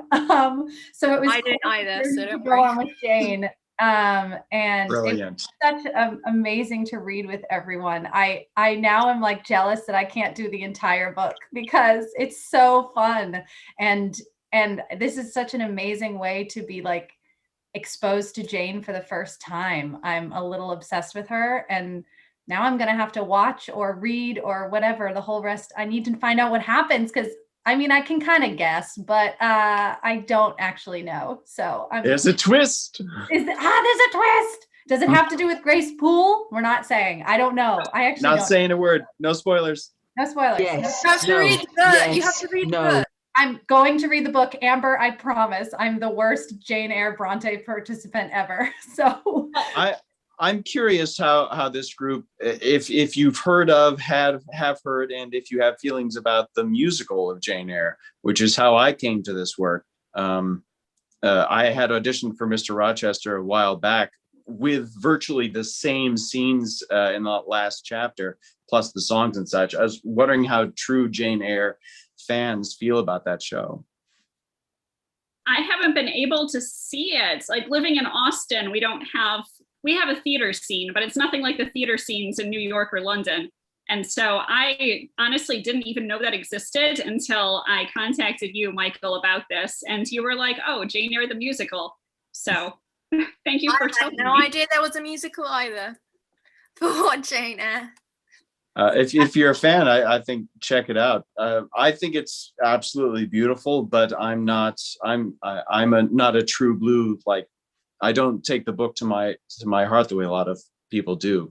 So I don't have that sort of connection to the source material that would influence my opinion. What you should all watch, which is incredible, is the Jane Eyre version of at the National Theatre in London. You would love it. You'd all love it. The movement sequence, it never stops. No one is ever off stage. Everyone is on stage the entire time. And in terms of transitions, it's not like curtain down, all right, let's change props. They're transitions, it's all movement based. So it's great to watch as well. So have a look, check that out. Will do. Definitely will. That sounds like right up my alley for live theater. So that's amazing. And since we're doing some shout outs, I'm surprised I haven't brought this up earlier, but if you are interested in watching a dramatized version of the Brontes' lives, check out To Walk Invisible by Sally Wainwright, who is the person behind Gentleman Jack. And I believe it's a film. It was presented in America as a film, and it's not kind to Branwell, so I have to apologize to him on his birthday. But it is a very fun introduction to the Bronte sisters themselves, if you're unfamiliar with their story. I'm not sure if it was a film or if it was like a 3-part TV series or something, because there was one on the BBC, I think, which I think was that. But I'm not sure. Lovely. But yeah, you can get it on the BBC, guys. Those of you who are lucky enough to have the BBC. We unfortunately have to run. We have another reading that's starting in 5 minutes, and my people are sitting in the waiting room, which means I get to have lunch on the go. Thank you so much, performers, actors. We appreciate you. Those of you who had to duck out early, thank you so much. We couldn't do this without you. And hopefully everyone finds some way to help save the Honresfield Library, whether it's through dollars or pounds or even a penny, or just by spreading the word and telling people how they can help and watch this so they can learn how to help too. Click so the share button. Yes. Oh, so click like and subscribe and all of that YouTube talk. And there will be links below this video later today. And there are links on our previous videos where you can just click to donate if you'd like to, and then always share as well. So thank you, friends. You've made my day. And I look forward to seeing you elsewhere, because I'm sure you will be doing other things that we will see. And thank you so much for your help. I'm going to run and immediately start talking with my next group. If you're watching this on YouTube, there will be about a 5 or 10 minute delay, and then we will start segment 2 of today. So bye, everyone.